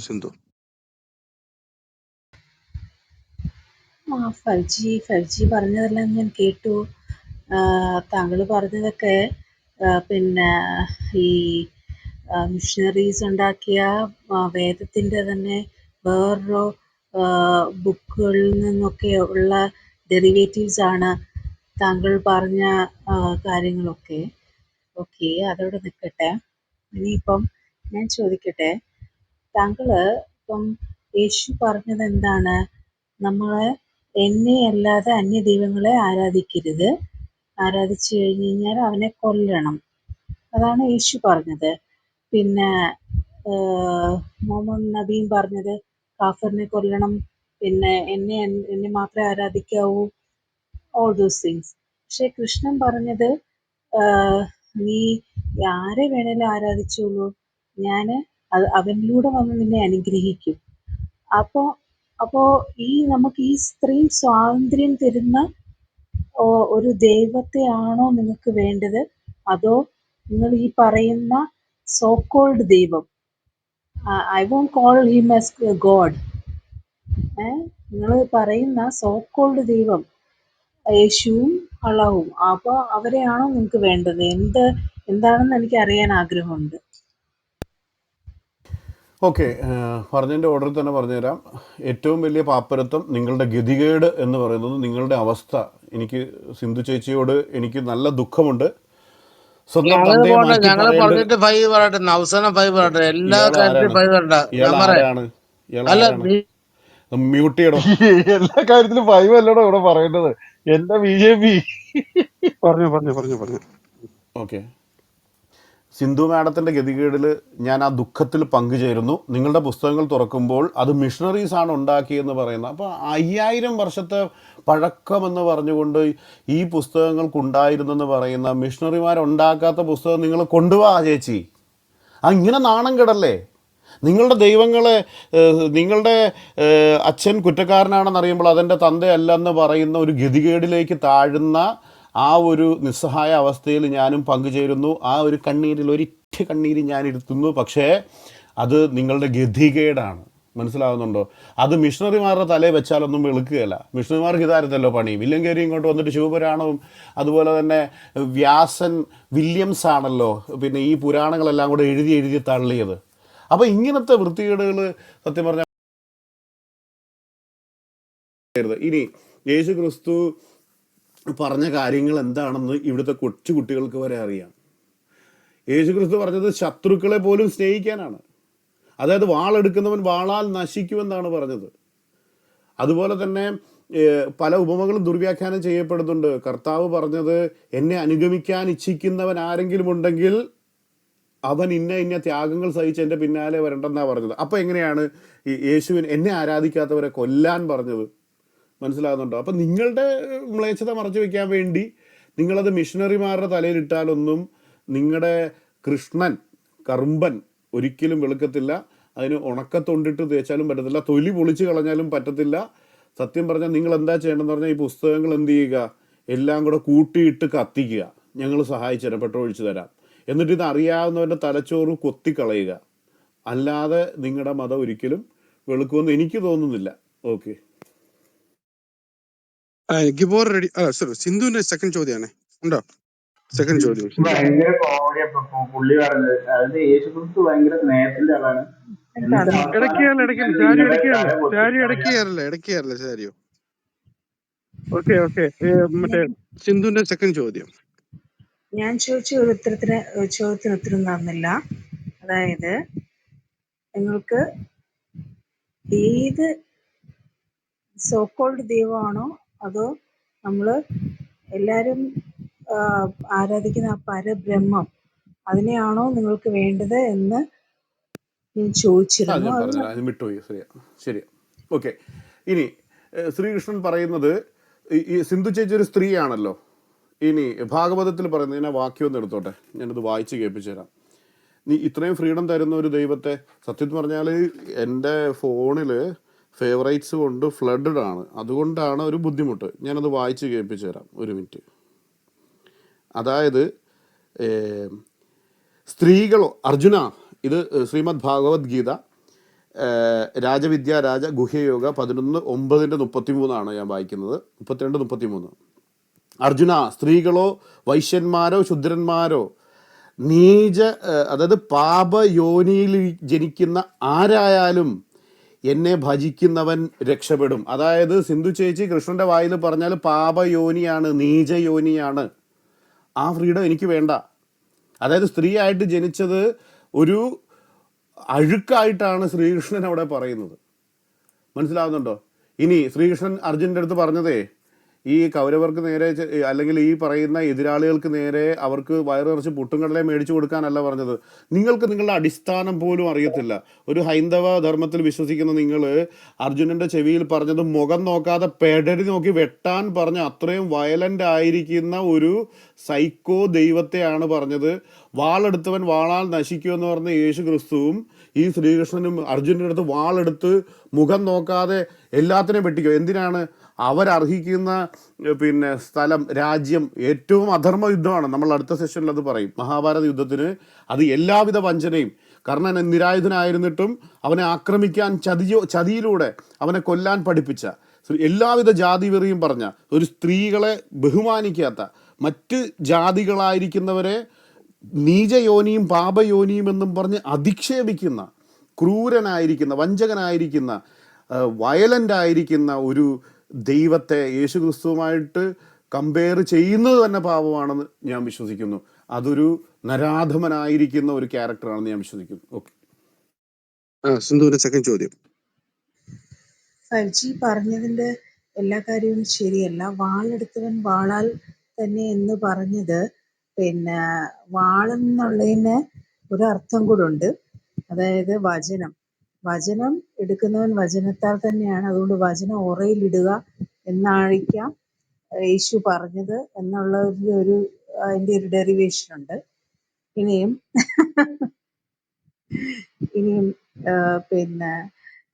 ഈ പുള്ളിക്കാരൻ പറഞ്ഞിരിക്കുന്നത് ശത്രുവിനെ സ്നേഹിക്കുക എന്നൊക്കെ പറഞ്ഞത് ആ യഹൂദ ജാതിയുടെ അടുത്താണ്. ജാതിയുടെ വെളിയിൽ പോയി കഴിഞ്ഞു കഴിഞ്ഞാല് അധികം ആളുകളെ കൂട്ടുക. എൻ്റെ വീട്ടിലേക്ക് വേലക്കാരെ ആവശ്യമുണ്ടല്ലോ, മൂഢജാതിക്കാരായ വേലക്കാരെ നിങ്ങൾ കൂട്ടുക എന്നാണ് പറഞ്ഞത്. അപ്പോ താങ്കളൊക്കെ മൂഢജാതിയാണ് എന്നാണ് യേശു മനസ്സിലാക്കിയത്. ഇനിയിപ്പോ എനിക്കറിയില്ല, താങ്കൾക്ക് നിശ്ചയിക്കാം. ചോദ്യം എന്താന്ന് പറയൂ. ഓക്കെ, ഞാൻ നിശ്ചയിച്ചു കഴിഞ്ഞു. ഞാൻ പറഞ്ഞുതരാം. അതായത് അതാണ് സനാതന ധർമ്മം തലച്ചോറി കയറി കഴിഞ്ഞാൽ ഒരു തരത്തിലുള്ള ബുദ്ധിയും പ്രവർത്തിക്കത്തില്ലെന്നുള്ളതിൻ്റെ ഒരു ഉദാഹരണമാണ് ഇത്രയും പ്രായമായ ഒരു സ്ത്രീ പോലും വിവരക്കേട് വിളിച്ച് പറയുന്നത്. ശ്രദ്ധിക്കുക, മത്തായി സുവിശേഷം 26-ാം അധ്യായം 52-ാം വാക്യത്തിൽ വാളെടുത്തവൻ ഉറയിലിടുക. നിങ്ങളുടെ ദൈവങ്ങൾ ഉറയിലിട്ടിരുന്ന ഇത്രയും പ്രശ്നമില്ലായിരുന്നു. ഉറയിലിടാതെ വെച്ച് ആരാധിക്കുന്ന ഒരു സാധനം ഉണ്ടല്ലോ സിന്ധു ചേച്ചി, അതിൽ തൊട്ട് പറയാമോ? ആ ശിവലിംഗത്തിൽ തൊട്ട് പറയൂ. മത്തായി സുവിശേഷം 26-ാം അധ്യായം 52-ാം വാക്യത്തിൽ കർത്താവ് പറഞ്ഞത് മത്തായി വാളെടുത്തിട്ട് പരിചാരകന്റെ ശിഷ്യനെ വെട്ടി അവൻ്റെ ചെവി ഛേദിച്ച് കളഞ്ഞപ്പോഴാണ് പറയുന്നത് ആ വാൾ ഉറയിലിടുക. അല്ലാതെ ഉറയിലിടാതെ പൊക്കി പിടിച്ചുകൊണ്ട് നടക്കുന്ന ദൈവങ്ങളെ പോലെ ലിംഗത്തെക്കുറിച്ചല്ല അവിടെ പറഞ്ഞത്. മനസ്സിലാവുന്നുണ്ടോ? അത് മാത്രമല്ല, വാളെന്ന് പറയുന്നതിന് വചനം എന്ന അർത്ഥമുണ്ട്. പക്ഷേ കോണ്ടെക്സ്റ്റിൽ നിങ്ങൾ ബൈബിൾ വ്യാഖ്യാനമൊക്കെ തുടങ്ങിയല്ലോ, ഭയങ്കര നല്ലതാണല്ലോ, കൊള്ളാം കേട്ടോ. പക്ഷെ കൈ വെച്ചാൽ മതി. കാരണം അവിടെ കൃത്യമായിട്ട് വാൾ ഉറയിലിടാൻ പറഞ്ഞത് ബൈബിൾ ഉറയിടാനല്ല പറഞ്ഞത്. അതാണ് ഒരു ചാണകം തലയിൽ നിറച്ച എത്ര പ്രായമായാലും വിവരം ഉണ്ടാവില്ല എന്ന് പറയുന്നതിൻ്റെ ക്ലാസിക്കൽ ഒരു എക്സാമ്പിളായിട്ട് ചേച്ചി ഇവിടെ പ്രദർശനമായിരിക്കുകയാണ്. എന്തായാലും താങ്ക് യു.